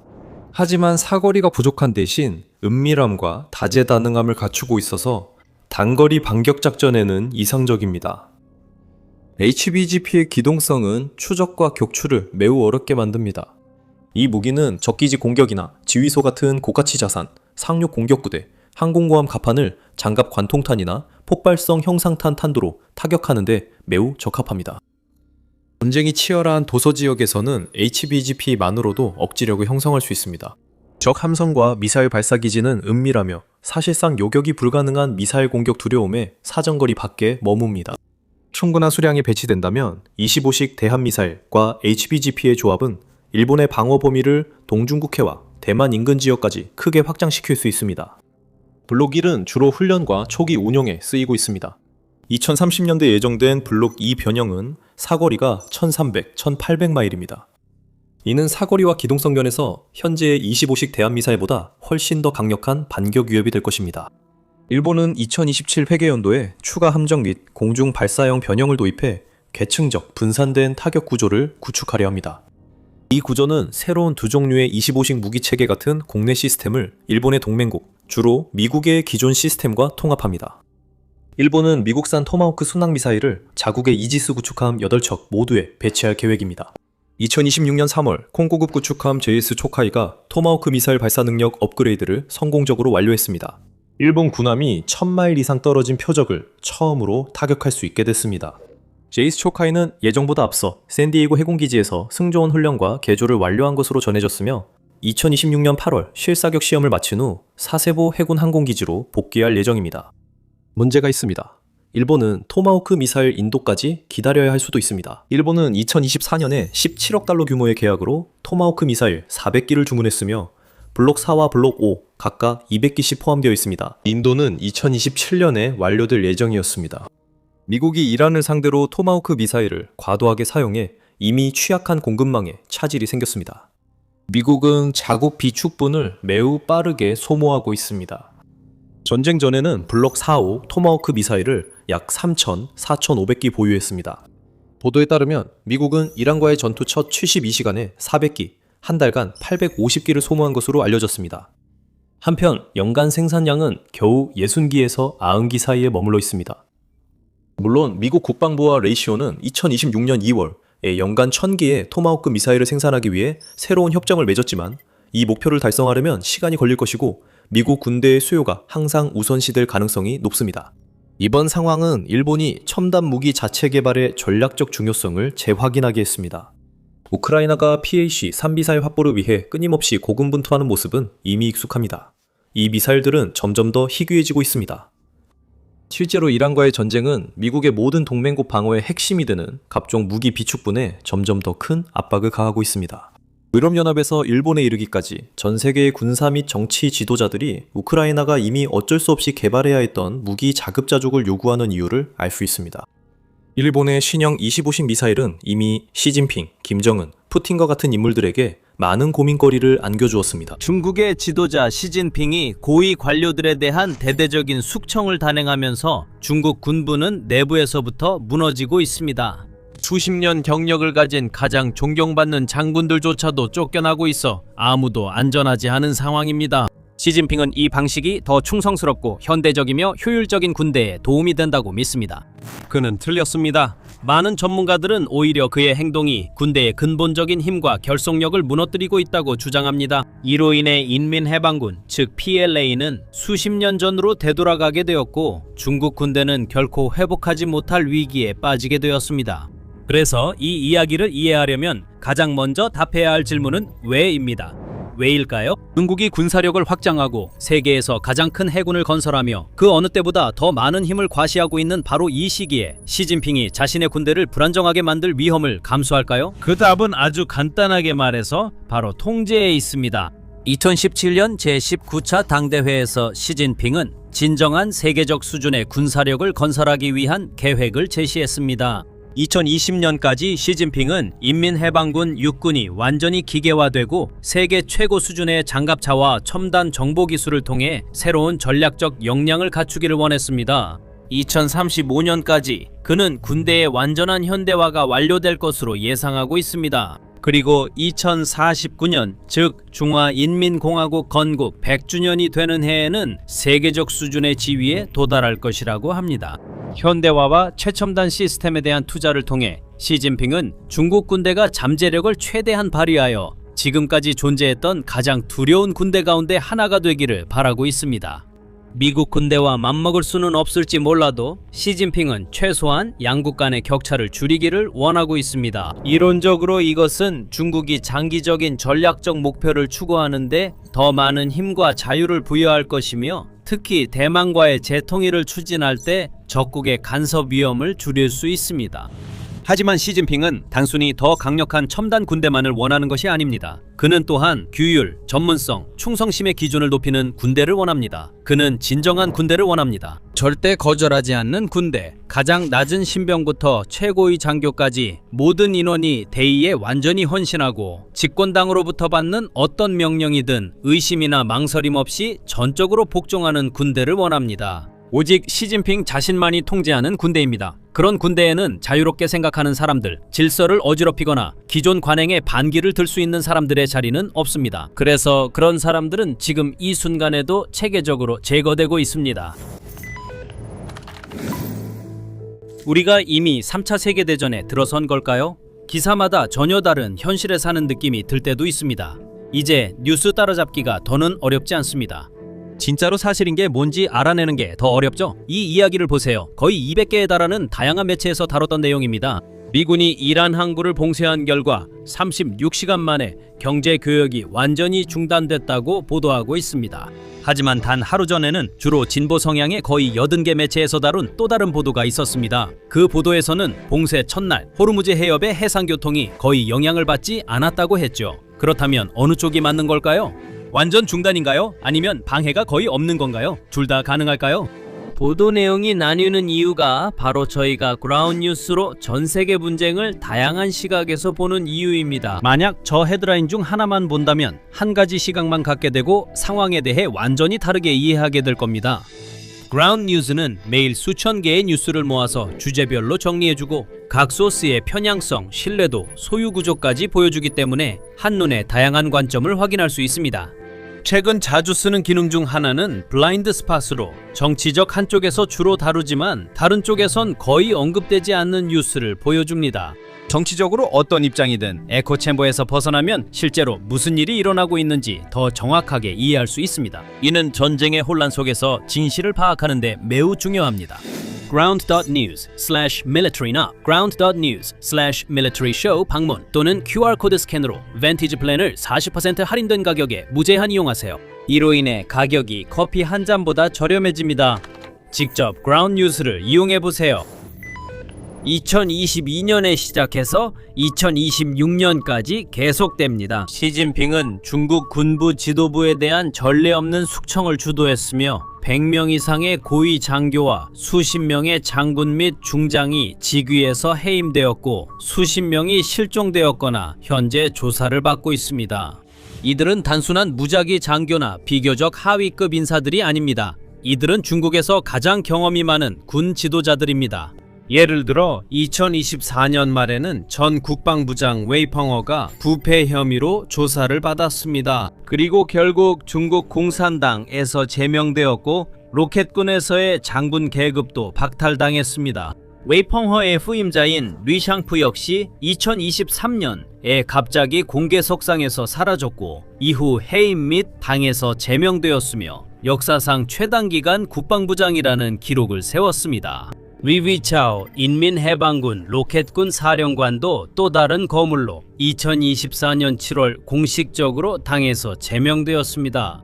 그리고 2025년에는 숙청이 더욱 가속화되어 허웨이동 수많은 장군들이 중국 공산당이 매우 중대한 범죄라고 부른 혐의를 받았습니다. 2026년에도 이러한 추세가 진정될 기미는 보이지 않고 있습니다. 실제로 1월에는 중국이 중앙군사위원회의 최고 장성 2명인 랴오전리와 장류샤를 해임했다고 발표했습니다. 랴오전리는 평생을 군에 바쳤으며 1983년에 인민해방군에 입대했고 1년 후 인민해방군 국방대학을 졸업했습니다. 그는 이후 1980년대부터 1991년까지 이어진 중월 분쟁에서 핵심적인 역할을 했으며 무려 36차례에 달하는 베트남군의 공격을 막아내는데 크게 기여한 것으로 유명합니다. 세월이 흐르면서 그는 계급이 올라 2009년에는 제65 집단군 참모장에 올랐습니다. 2015년에는 인민무장경찰 참모장에 임명되었습니다. 같은 해 말에는 중국 인민해방군 육군 참모장에 2023년에는 중앙군사위원회 합동참모부 참모장에 임명되었습니다. 장은 비슷하게 성공적인 경력을 쌓았습니다. 또 다른 성공적이고 훈장이 많은 중국 인민해방군 인사인 장중선 장군의 아들인 장건은 1968년에 군에 입대해 중월전쟁에 참전했습니다. 그곳에서 장 20대 중반의 나이에 중대장으로 복무하면서 나이에 비해 훨씬 뛰어난 전술적 능력을 보여주었습니다. 그의 부대는 요새화된 언덕 꼭대기 진지를 공격하려다 발이 묶였습니다. 정면 돌격을 추가로 시도하면 반드시 실패할 것임을 이해한 장은 대담한 요청을 했습니다. 그는 자신의 부대보다 4배나 큰 대대 전체를 요청하여 정글 측면 기동을 수행하도록 했습니다. 연대장은 결국 그 요청을 승인했고 기습 공격은 성공했습니다. 베트남군의 방어선이 뚫렸고 중국군 병사들은 값진 승리를 자축했습니다. 불과 5년 후 장은 중월 국경전쟁 전체에서 가장 큰 전투인 라오티안 전투의 주공을 맡게 되었습니다. 이번에도 그의 전술은 대담하고 야심찼습니다.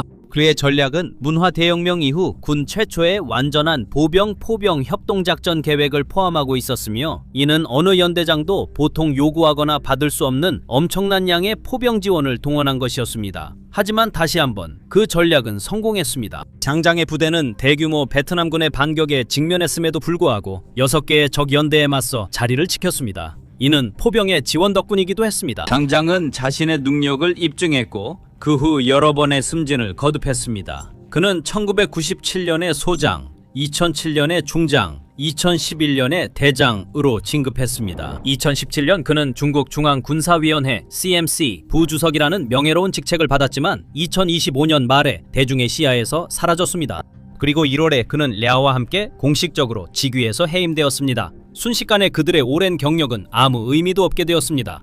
그들의 봉사와 희생, 명성은 하루아침에 사라졌습니다. 시진핑과 충성스러운 지지자들은 이것이 고귀한 목적 때문이라고 주장할 것입니다. 공식적인 당의 입장은 이러한 대규모 군 고위 장교들의 해임이 정치적 숙청의 일부가 아니라는 것입니다. 이것은 단순히 베이징이 부패를 단속한 결과일 뿐입니다. 중국 공산당은 인민해방군이 심각하고 오랜 기간 지속된 부패 문제를 겪어왔다고 주장합니다. 여기에는 장교들이 자금을 횡령하고 승진을 위해 뇌물을 주고 문서를 위조하는 등의 행위가 포함되어 있습니다. 이 주장을 뒷받침할 만한 증거도 분명히 있습니다. 그리고 시진핑 지지자들이 지적하듯이 부패한 군대로는 중국이 목표로 하는 그 중요한 세계적 수준에 도달할 수 없습니다. 군대가 거짓말하고 훔치고 정기적으로 부정행위를 저지르는 장교들로 가득 차 있다면 결코 군이 추구하는 높은 신뢰성과 품질 기준을 달성할 수 없습니다.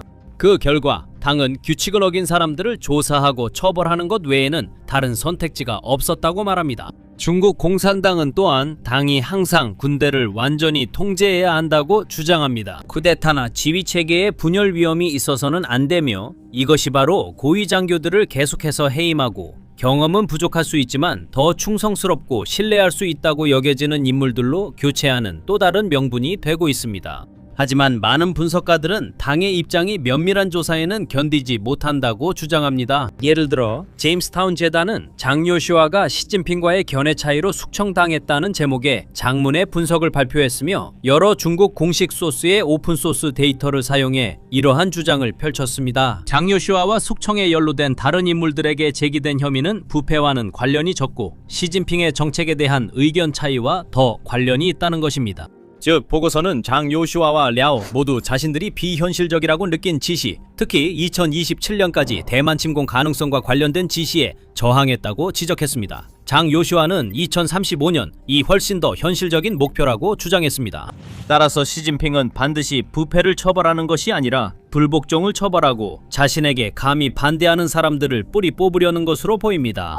메릭스 연구원 헬레나 레가르다가 말했듯이 장 요슈아와 랴오 숙청 이후의 공식적인 설명은 이 해임이 정치적인 성격을 띠고 있으며 시진핑과 그의 목표에 대한 충성심이 부족하다고 여겨졌거나 실제로 부족했기 때문임을 분명히 보여줍니다. 하지만 도전할 인물을 제거함으로써 많은 분석가들은 시진핑이 중국 인민해방군을 약화시키고 세계적 군사력 목표를 스스로 훼손한다고 주장합니다. 하지만 그 내용을 보기 전에 군사 프로그램을 만드는 이유는 권력의 실제 움직임을 설명하기 위해서입니다. 처음 오셨다면 구독 눌러 다음 내용을 놓치지 마세요. 겉으로 보기에는 시진핑이 부패한 장교들을 숙청하는 동시에 앞으로 자신의 권위를 약화시킬 수 있는 인물들도 함께 제거하고 있는 것처럼 보입니다.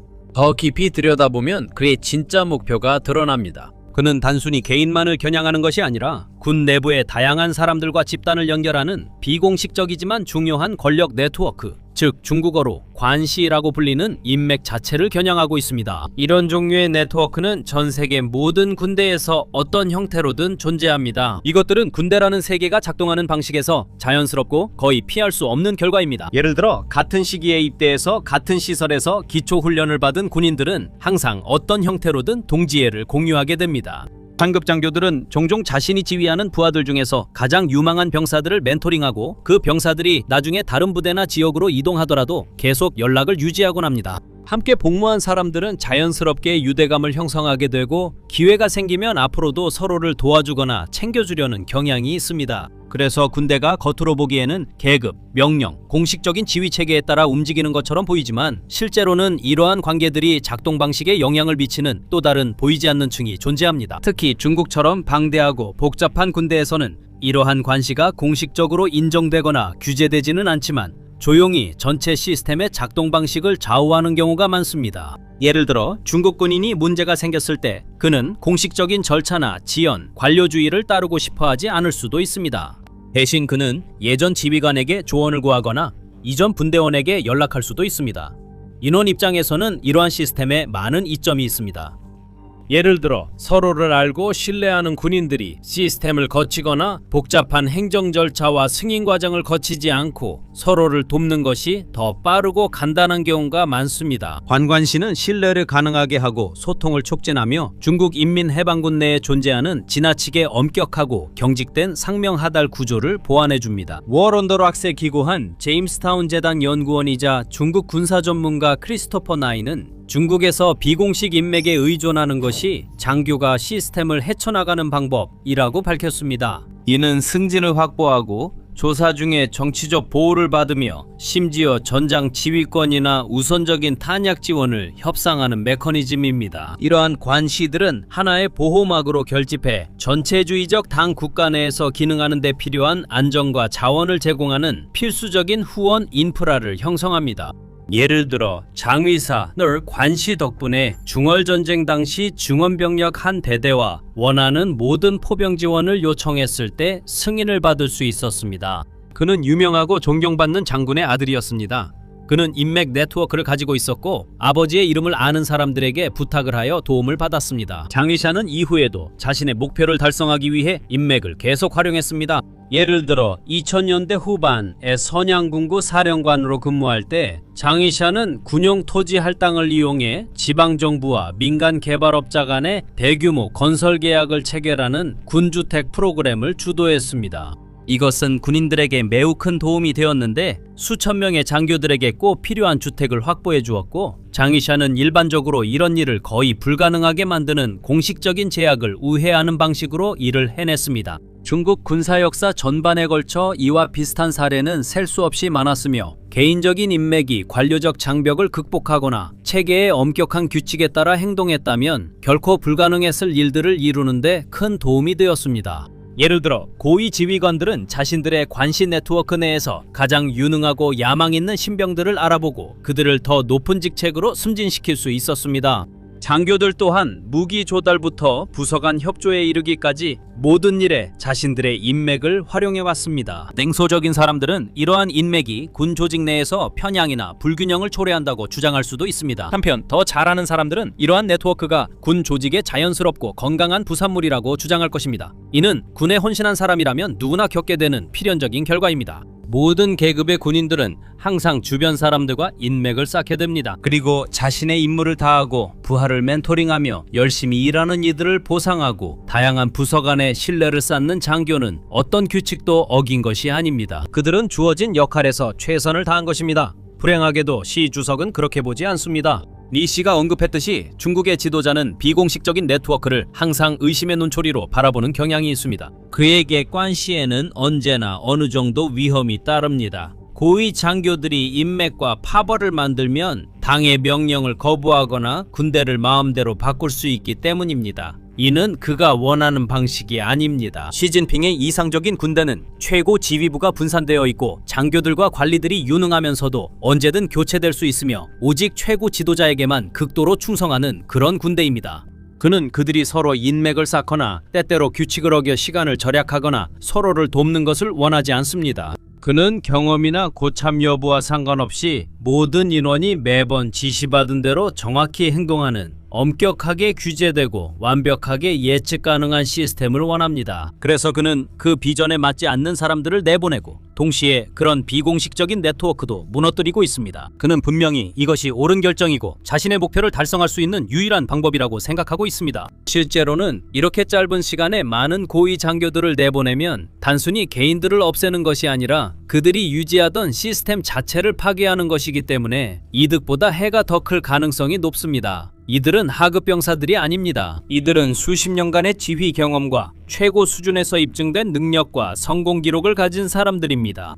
그런 경험과 그에 따른 능력은 하루아침에 생기는 것이 아닙니다. 참모총장 같은 자리를 대체할 준비된 인재가 그냥 대기하고 있는 것도 아닙니다. 세계에서 가장 큰 군대 중 하나의 고위직에 아무런 문제 없이 바로 들어갈 준비가 되어 있고 능력까지 갖춘 사람은 없습니다. 복잡한 작전을 감독하고 여러 부서에 걸쳐 전략을 조율하며 압박 속에서 생사를 가르는 결정을 내릴 수 있는 사람 말입니다.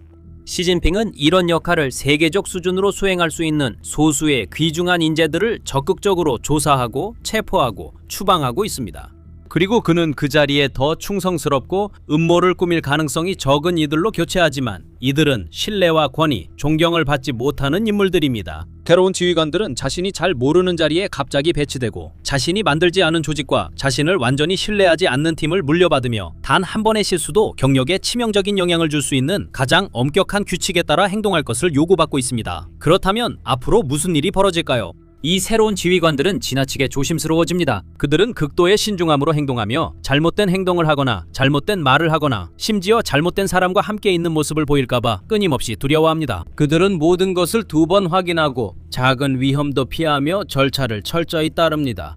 이런 행동은 중국 군 전체 문화에 영향을 미칩니다. 결국에는 모든 계급의 인원들이 성과나 탁월함보다는 자신의 생존에 더 집중하게 되는 지경에 이를 가능성이 높습니다. 그리고 그런 일이 일어나면 중국이 과시하려는 힘은 필연적으로 무너지기 시작할 것입니다. 왜냐하면 현대전은 속도, 주도성, 그리고 대담한 의사결정 능력을 요구하기 때문입니다. 하지만 중국은 이 3가지 핵심 요소가 모두 부족한 군대를 만들고 있습니다. 느리고 머뭇거리며 두려움에 사로잡힌 군대입니다. 시진핑이 이 길을 계속 갈수록 상황은 더 나빠질 수 있습니다. 군대가 더 규율있고 충성스러워질수록 정직함은 더 사라질 수 있습니다. 진짜 피드백은 사라지고 진정한 반대의 목소리는 침묵하게 되며 더 이상 무언가가 좋은 생각이 아니거나 계획에 결함이 있을 때 이를 말할 용기가 있는 사람도 없어질 것입니다. 시진핑은 그의 행동을 칭송하는 아첨꾼들로 가득한 군대를 가지게 되고 그들은 반대하는 기색조차 두려워할 것입니다. 그건 매우 위험한 구도입니다. 진실을 말할 사람이 아무도 없다면 중국은 거짓에 근거해 중대한 군사 결정을 내릴 수도 있기 때문입니다. 예를 들어 시진핑이 자국의 역량에 더 자신감을 갖게 되면 예상보다 더 빨리 대만을 공격할 수도 있습니다. 이것은 아주 쉽게 훨씬 더 큰 분쟁의 도화선이 될 수 있으며 미국과 유럽을 포함한 전 세계의 다른 국가들을 끌어들여 세계가 수십 년 동안 막으려 했던 전 세계적인 분쟁을 촉발할 수도 있습니다. 이 모든 것은 한 남자의 오만함과 지배력에 도전받는 것을 못 견디는 무능력 때문입니다. 시진핑은 현대적이고 규율이 엄격하며 극도로 충성스러운 완벽한 군대를 원합니다. 그는 목표 달성을 위해 모든 수단을 동원하며 경쟁자를 제거하고 권한을 강화해 시스템을 위에서 재편하고 있습니다. 하지만 이른바 부패를 제거하면서 그는 유연성도 함께 없애고 있습니다. 비공식적인 네트워크를 파괴하면서 신뢰도 사라지고 있습니다. 충성을 요구함으로써 그는 정직함을 저해야 합니다. 이런 영향은 평화 시기에는 크게 드러나지 않을 수 있습니다. 하지만 갈등이 찾아오면, 그리고 그것은 거의 확실히 찾아올 텐데 그가 저지른 피해는 숨길 수 없게 될 것입니다. 수십 년 동안 전투기와 폭격기가 공중발사 미사일을 탑재하고 발사하는 방법은 2가지뿐이었습니다. 미사일은 폭격기의 폭탄창 내부에 탑재되거나 아니면 럭으로 날개 아래의 파일런의 외부에 부착되어 운반되었습니다. 이 2가지 방법은 지금까지도 매우 효과적이었으며 한 번의 출격에서 특정 항공기가 탑재할 수 있는 미사일의 수와 작전에 투입되는 항공기의 수에 의해서만 제한되었습니다. 이제 미국은 그 공식을 완전히 뒤집었습니다. 미 국방부는 순항 미사일을 탑재할 수 있는 항공기의 수와 탑재 가능한 미사일의 수를 크게 늘릴 수 있는 기발한 새로운 시스템을 고안해냈습니다. Rapid Dragon 시스템입니다. 이 시스템은 게임 체인저로 보입니다. 특히 미국이 중국의 방공망을 압도하고 무력화할 새로운 방법을 적극적으로 모색해온 인도 태평양 지역에서 더욱 그렇습니다. 더 좋은 점은 래피드 드래곤은 비싼 새로운 장비를 제작할 필요도 없고 기존 기술에 극적인 개조를 할 필요도 없다는 것입니다. 이 아이디어는 매우 합리적이라 왜 지금까지 아무도 생각하지 못했는지 궁금합니다. 래피드 드래곤이 이렇게 독특한 이유와 이 기술이 어떻게 극동 지역에서 미국에 결정적으로 유리하게 힘의 균형을 바꿔놓을 수 있는지 알아보겠습니다. 2023년 미 공군연구소는 래피드 드래곤을 팔레트화된 탄약 실험 캠페인으로 정의했습니다. 이는 C-130이나 C-17과 같은 기존 수송기에서 항공기 개조 없이 장거리 팔레트화된 탄약을 공중 투하하는 것의 실현 가능성과 작전상의 이점을 탐구하는 것이었습니다. 쉽게 말해 래피드 드래곤은 화물기를 무기 운반기로 전환하여 후방 화물 램프를 통해 팔레트에 실린 순항 미사일이나 잠재적으로 다른 원거리 또는 자위 무기를 투하할 수 있게 해줍니다. 다시 말해 이는 화물기를 폭격기로 바꿔주며 이 폭격기의 무장 탑재량은 이론적으로 화물칸에 들어갈 수 있는 팔레트의 수에 의해서만 제한됩니다. 사실 화물기는 최소한 제2차 세계대전 때부터 적에게 폭탄을 투하하는 데 사용되어 왔습니다.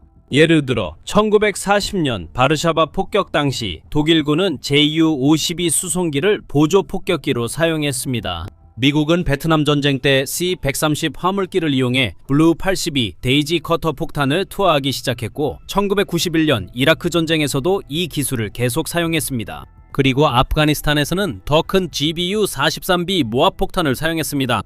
하지만 그것들은 미사일이 아니라 폭탄입니다. 스탠드오프 크루즈 미사일을 발사할 때보다 폭탄을 투하하려면 비행기가 목표물에 훨씬 더 가까이 접근해야 합니다. 적이 아프가니스탄의 탈레반처럼 방공망이 빈약할 때는 그 위험이 감소할 만합니다. 하지만 중국 안팎에 있는 것과 같은 정교한 다층 방공망과 맞서게 되면 이전 세대의 융단 폭격은 폭탄을 투하하는 항공기에게 감당할 수 없는 위험을 안겨줍니다. 그래서 방공 시스템의 사거리 밖에서 발사할 수 있는 스탠드오프 크루즈 미사일이 등장하게 되었고, 이를 발사할 수 있는 더욱 진보된 전투기와 폭격기도 개발되었습니다. 하지만 제한된 발사 능력이라는 문제는 여전히 남아 있습니다. 미사일은 활공폭탄처럼 수송기 해치에서 그냥 굴려서 내보낼 수가 없습니다. 그럼에도 불구하고 미국은 베트남 전쟁 때부터 수송기에서 미사일을 발사하는 방법을 실험해왔습니다. 1974년 미국은 실제로 어디에서든 대륙간 탄도미사일 ICBM을 발사할 수 있다는 가능성을 시험 발사를 통해 입증했습니다. 57피트 길이 88,000파운드 무게의 LGM 30 미니트맨 미사일 ECO-A 갤럭시 수송기에서 공중 투하되었습니다. 그 다음 10년 동안 B-1 폭격기의 저비용 대안으로 크루즈 미사일 운반기, 즉 CMCA로 알려진 항공기가 설계되었습니다. 이 아이디어는 보잉 747-200 화물기 기체를 특별 목적의 크루즈 미사일 발사기로 재구성하여 50도 100기의 AGM-86 ALCM 미사일을 탑재할 수 있도록 하는 것이었습니다. 미사일은 꼬리동체 측면에 있는 회전식 발사기를 통해 신속하게 발사되며 기내 제어 시스템에 의해 동적으로 표적이 지정될 예정이었습니다. CMCA는 완전히 개발되지는 않았지만 래피드 드래곤은 동일한 핵심 아이디어를 바탕으로 기존 항공기를 저비용의 원거리 무장 플랫폼으로 개조하는 방식입니다. 이러한 가능성을 만든 핵심 개념은 2003년 공군기술연구소 대학원생들이 수송기 후방에서 낙하산이 달린 팔레트 트레이를 이용해 미사일을 투하하면서 처음으로 탐구되었습니다. 이 아이디어는 2010년대에 더욱 구체화되어 결국 래피드 드래곤으로 완성되었습니다. 이 프로그램은 2019년에 처음 공개되었으며 2020년부터 2021년까지 미 공군 개발그룹과 산업 파트너들로 구성된 팀에 의해 추가로 개발되었습니다. 2021년 뉴멕시코의 화이트 샌즈 미사일 시험장에서 실시된 초기 시험에서는 C-17A와 EC-130SJ 항공기 모두에서 대표 미사일의 투하가 검증되었습니다. 2021년 말까지 이 개념은 실사격 시험을 할 준비가 완료되었습니다. 2021년 12월 16일 멕시코만 상공에서 실시된 첫 번째이자 마지막 실사격 시험에서 무장된 래피드 드래곤은 MC-130J 수송기 탑승 중 비행 상태에서 먼 지휘 통제 노드로부터 표적 데이터를 수신했습니다. 그 후 이 데이터로 무장 AGM-158B 합동 공대지 스탠드오프 미사일, 즉 JASSM 미사일을 조준하여 공중 투하했고, 실탄 미사일이 해상 표적을 파괴하며 탄두를 성공적으로 투하했습니다. 그로부터 1년이 채 안 된 2022년 11월 첫 번째 유럽 전역 실사격이 이루어졌습니다. 아트리우스 2022 군사훈련의 일환으로 노르웨이 운도야 우주시험장에서 MCU-130J에서 래피드 드래곤 팔레트를 이용한 JASSM 공중투하 시연이 진행되었습니다. 그리고 이제 2026년에 실험 단계가 끝나고 래피드 드래곤이 실전에 투입될 준비가 되었습니다.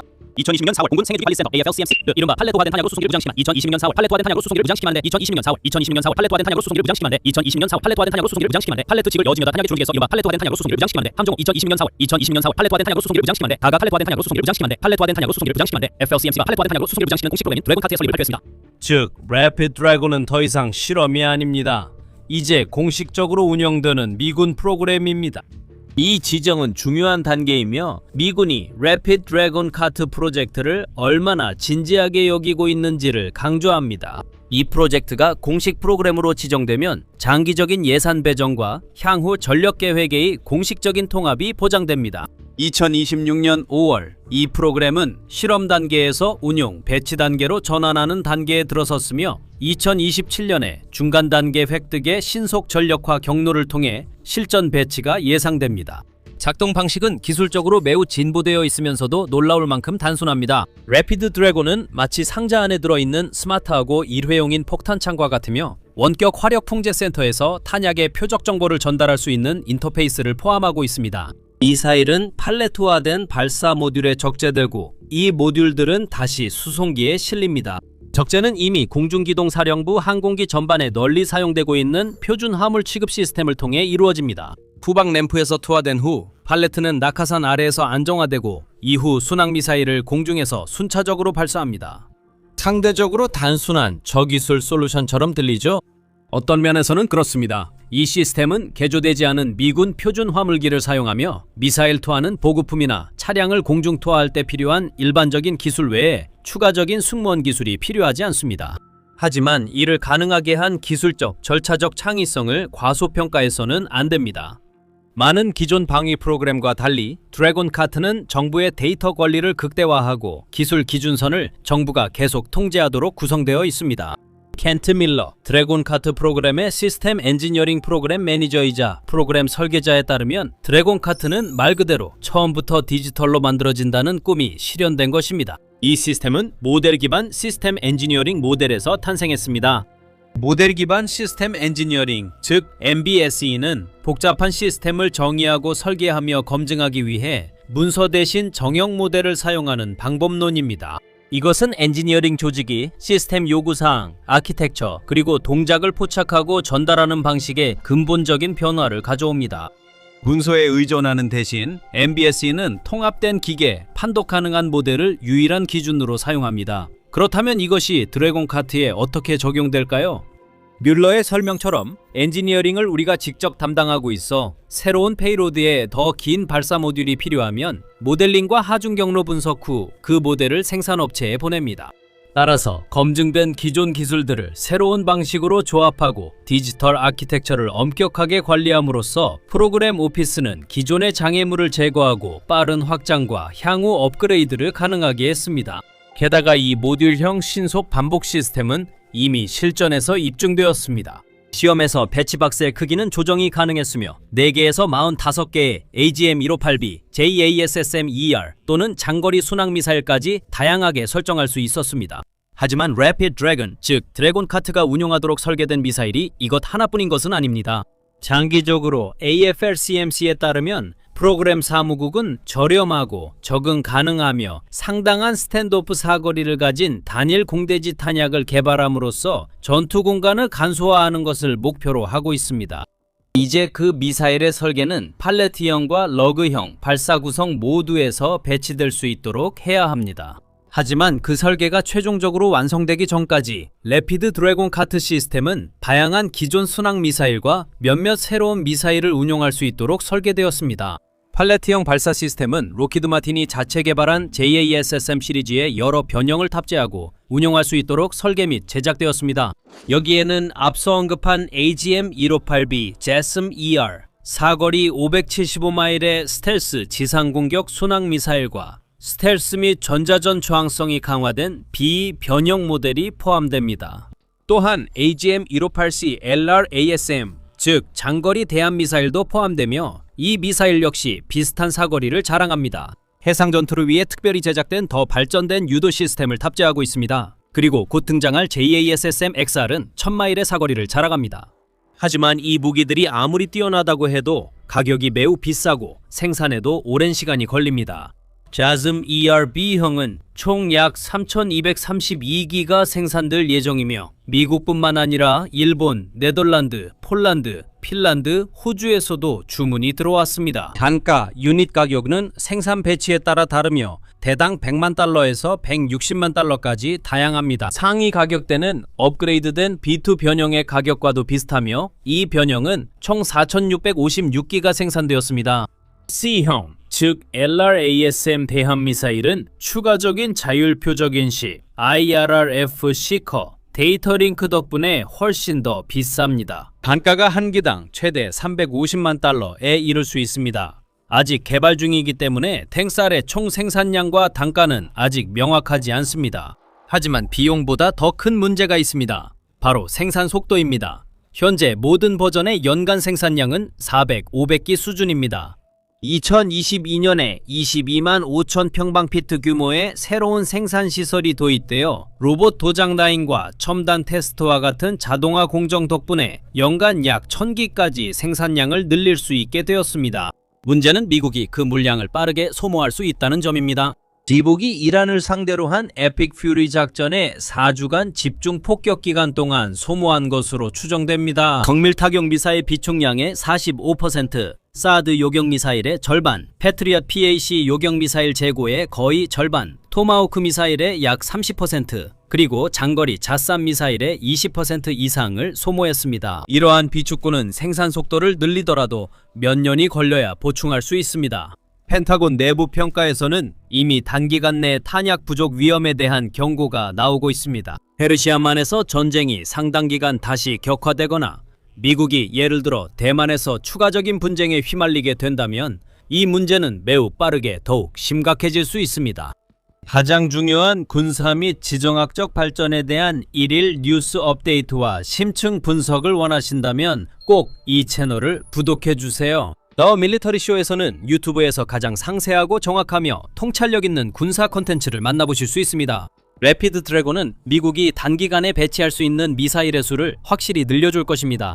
F-22 랩터는 공대공 임무에서 AIM-120 AMRAAM 6발, AIM-9 사이드와인더 2발 등 총 8발의 미사일을 탑재할 수 있습니다. F-35 라이트닝2는 최대 스텔스 모드로 작전할 때 내부에 AIM-120 AMRAAM 공대공 미사일 4발을 탑재합니다. 새로운 사이드킥 렉을 사용하면 내부에 총 6발의 MRAM을 탑재할 수 있지만 사이드와인더와 같은 단거리 무기는 외부 날개 파일런에 장착해야 하므로 전투기의 레이더 회피 성능이 저하됩니다. B-52 스트라토포트리스는 JASSM 순항미사일을 최대 20발 탑재할 수 있으며 8발은 내부, 12발은 외부에 장착됩니다. 또는 내부에 24발의 JASSM-ER이나 LRASM을 탑재할 수 있습니다. 외부 탑재 용량도 더 무거운 무기를 실을 수 있도록 업그레이드되고 있습니다. B-1B 랜서는 내부에 24발의 JASSM-ER 또는 LRASM 순항미사일을 탑재할 수 있지만 새로운 외부 파일런이 추가되면 총 탑재량이 36발까지 늘어날 수 있습니다. 정말 무시무시한 화력입니다. 하지만 여기에는 문제가 있습니다. JASSM을 탑재할 수 있는 폭격기 중에서 미국은 현재 75대의 B-52와 45-46대의 B-1B 랜서를 현역으로 운용하고 있습니다. 이제 사실상 래피드 드래곤 카트 프로젝트는 수백 대의 화물 수송기를 보조 폭격기로 전환함으로써 그 총수를 극적으로 늘릴 것입니다. 미국은 222대의 C-17A 글로브마스터, 351대의 C-130J 슈퍼 허큘리스, 126대의 C-130H 허큘리스, 57대의 MC-130J, 그리고 39대의 HC-130J 등 대규모 화물기 전력을 보유하고 있습니다. 이 모든 항공기는 일반 화물 대신 드래곤 카트 팔레트를 적재함으로써 폭격기로 전환될 수 있습니다. 미국은 또한 52대의 C-1M 슈퍼 갤럭시를 운용하고 있습니다. 하지만 남아있는 운영시간이 점점 줄어들고 있기 때문에 이 항공기들은 폭격기보다는 전략적 수송 임무에 투입될 가능성이 높습니다. 이 수송기는 여러 항공기가 동시에 임무를 수행할 때 투입 가능한 미사일 수를 크게 늘릴 수 있습니다. C-130은 2개의 래피드 드래곤 팔레트를 사용하면 목표 지점에서 620마일에서 1180마일 떨어진 안전한 거리에서 12발의 제즘 순항 미사일을 발사할 수 있습니다. 버큰 C-17은 각각 9발의 미사일을 실을 수 있는 래피드 드래곤 팔레트 4개를 탑재할 수 있어 총 1100카운드 탄두를 장착한 미사일 36발을 적재할 수 있습니다. 하지만 충분한 양의 미사일이 확보되지 않고 이를 보충하는데 수년과 수십억 달러가 걸린다면 미사일 발사를 위한 추가 용량을 모두 구축하는 것은 의미가 없습니다. 그래서 앞서 언급했듯이 장기적으로 미국은 드래곤 카트 시스템에 사용할 수 있는 비용 효율적이고 대규모로 확장 가능한 단일 미사일을 개발할 계획입니다. 그동안에는 팔레트에 사용할 수 있는 여러 가지 저비용, 대규모 확장 가능한 미사일 옵션의 개발을 신속하게 추진하고 있습니다. 이런 미사일 조달에 미국은 말뿐 아니라 실제로 자금도 투입하고 있습니다. 펜타곤은 향후 5년 동안 저렴한 순항 미사일 약 2만 8천 발을 구매하는데 120억 달러를 쓸 계획입니다. 이는 JASSM 조달을 보완하기 위한 것으로 일반형과 팔레트형 옵션이 모두 포함됩니다. 미국은 이러한 저비용 미사일을 개발하기 위해 여러 프로그램을 진행 중입니다. 드래곤 카트 프로젝트와 관련해서 AFLCMC는 확장 사거리 공격 탄약 이니셔티브 하에 개발된 저렴한 대량 탄약 패밀리, 향후 드래곤 카트 배치에 적합한 미사일 패밀리로 명확히 지정했습니다. 특히 2026년 5월 미 국방부는 방산업체 안두릴, 코아스파이어, 라이도스, 존5와 협력하여 저비용 컨테이너 미사일 LCCM 프로그램을 시작했습니다. 동시에 저비용 극초음속 솔루션을 확대하기 위해 카스틸리안과 협력할 예정입니다. 전체적으로 미 국방부는 이 프로그램을 통해 3년 안에 1만 발의 미사일을 확보할 계획입니다. 이는 엄청난 사업입니다. LCCM에 어떤 미사일이 포함될까요? 안두릴은 이 프로그램에 자사의 바라쿠다 500M 미사일의 지상 발사형을 제공할 것이라고 발표했습니다.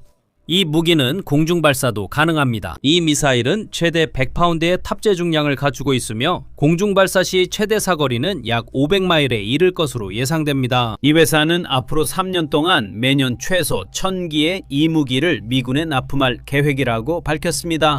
레이도스는 블랙 에로우로도 알려진 자사의 공중발사 AGM-190A 소형 순항미사일 SCM에 대한 기존 연구를 활용한 LCCM 설계를 공급할 것이라고 밝혔습니다. 이 미사일은 원래 미 소콤 특수전 사령부를 위해 개발됐습니다.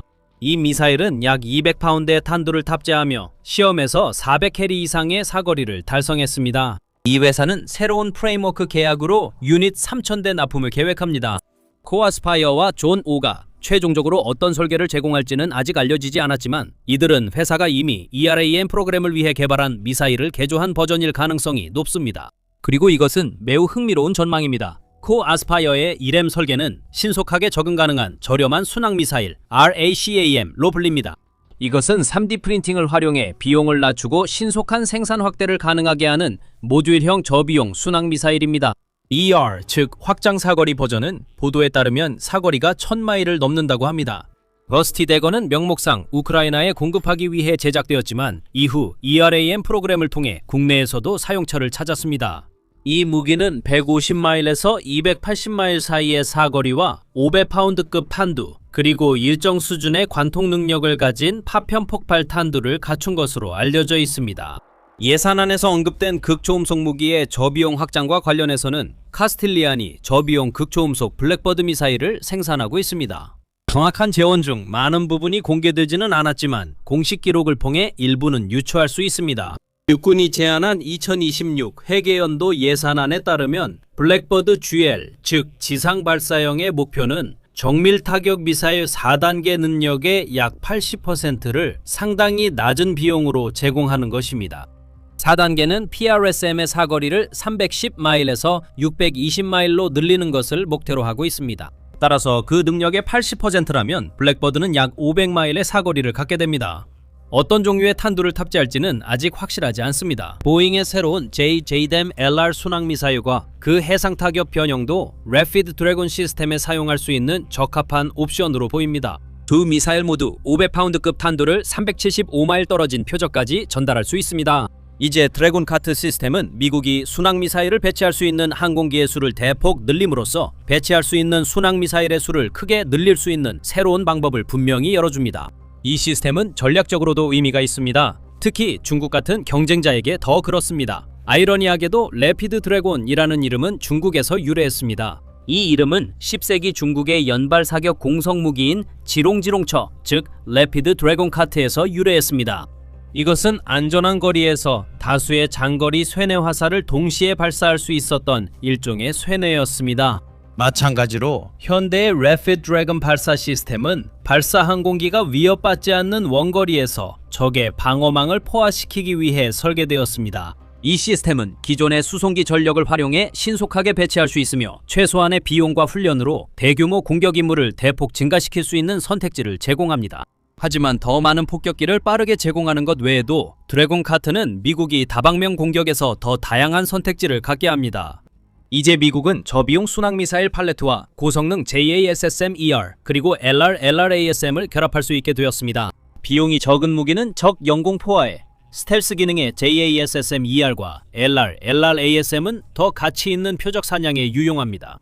수송기를 사용하는 것만으로도 이미 적의 표적 선정 계산에 혼란을 야기합니다. 저 비교적 무해한 C-17 수송기들이 그 지역에 주둔한 미군에게 보급품을 운반하고 있는 걸까? 그런데 왜 그들은 해치를 열 준비를 하고 수십 발의 정밀 순항 미사일을 발사하려고 하는 걸까? 중국 작전 기획자들은 그 비행기들이 무엇을 하고 있는지 그리고 어떤 미사일을 발사할지 확실히 알 수 없습니다. 안전한 데이터 링크와 네트워크 표적 지정 구조와 결합될 때 드래곤 카트는 미군의 작전 계획에서 점점 더 중심이 되고 있는 분산전쟁 개념도 지원합니다. 장거리 타격 능력을 제한된 수의 폭격기나 전술 전투기에 집중시키는 대신 기동항공기 함대 전체에 분산시킴으로써 미국은 공격 범위를 넓히는 동시에 이에 대한 방어를 훨씬 더 어렵게 만듭니다. 이는 인도 태평양 전역에서 미군의 공중작전을 어렵게 만들기 위해 공들여 막대한 비용을 들여 구축한 중국의 반접근 및 공중거부 네트워크에 심각한 차질을 주는 요소입니다. 타격 능력을 수송기 함대 전체에 분산시킴으로써 워싱턴은 중국의 계획을 복잡하게 만들고 장기적인 작전에서도 작전 지속 능력을 유지할 수 있습니다. 하지만 아마도 가장 중요한 점은 드래곤 카트 팔레트가 발사 항공기에 어떠한 개조도 필요로 하지 않는다는 것입니다. 따라서 미국의 수송기 함대에는 개조 비용이 들지 않습니다. 이것은 또한 드래곤 카트가 C-130을 운용하는 63개국의 동맹국이나 파트너에게도 제공될 수 있다는 의미입니다. 따라서 이 시스템은 파트너 군대의 원거리 타격 능력을 제공하는 매우 저렴한 방법이 되기도 합니다. 전반적으로 이것은 미국이 어떤 경쟁자나 동맹국보다 한두 발 앞서 나갈 수 있게 해주는 혁신적이고 실용적인 시스템입니다. 저희는 물론 앞으로의 개발 상황을 면밀히 지켜보고 계속해서 여러분께 소식을 전해드리겠습니다. 이것이 시진핑 중국 국가주석을 밤잠 못 이루게 하는 유일한 미국의 군사개발은 분명 아닙니다. 이 영상을 통해 중국이 자랑하는 항공모함이 1970년대 미국 군함 에게 왜 질 수밖에 없는지 확인해보세요. 시청해주셔서 감사합니다.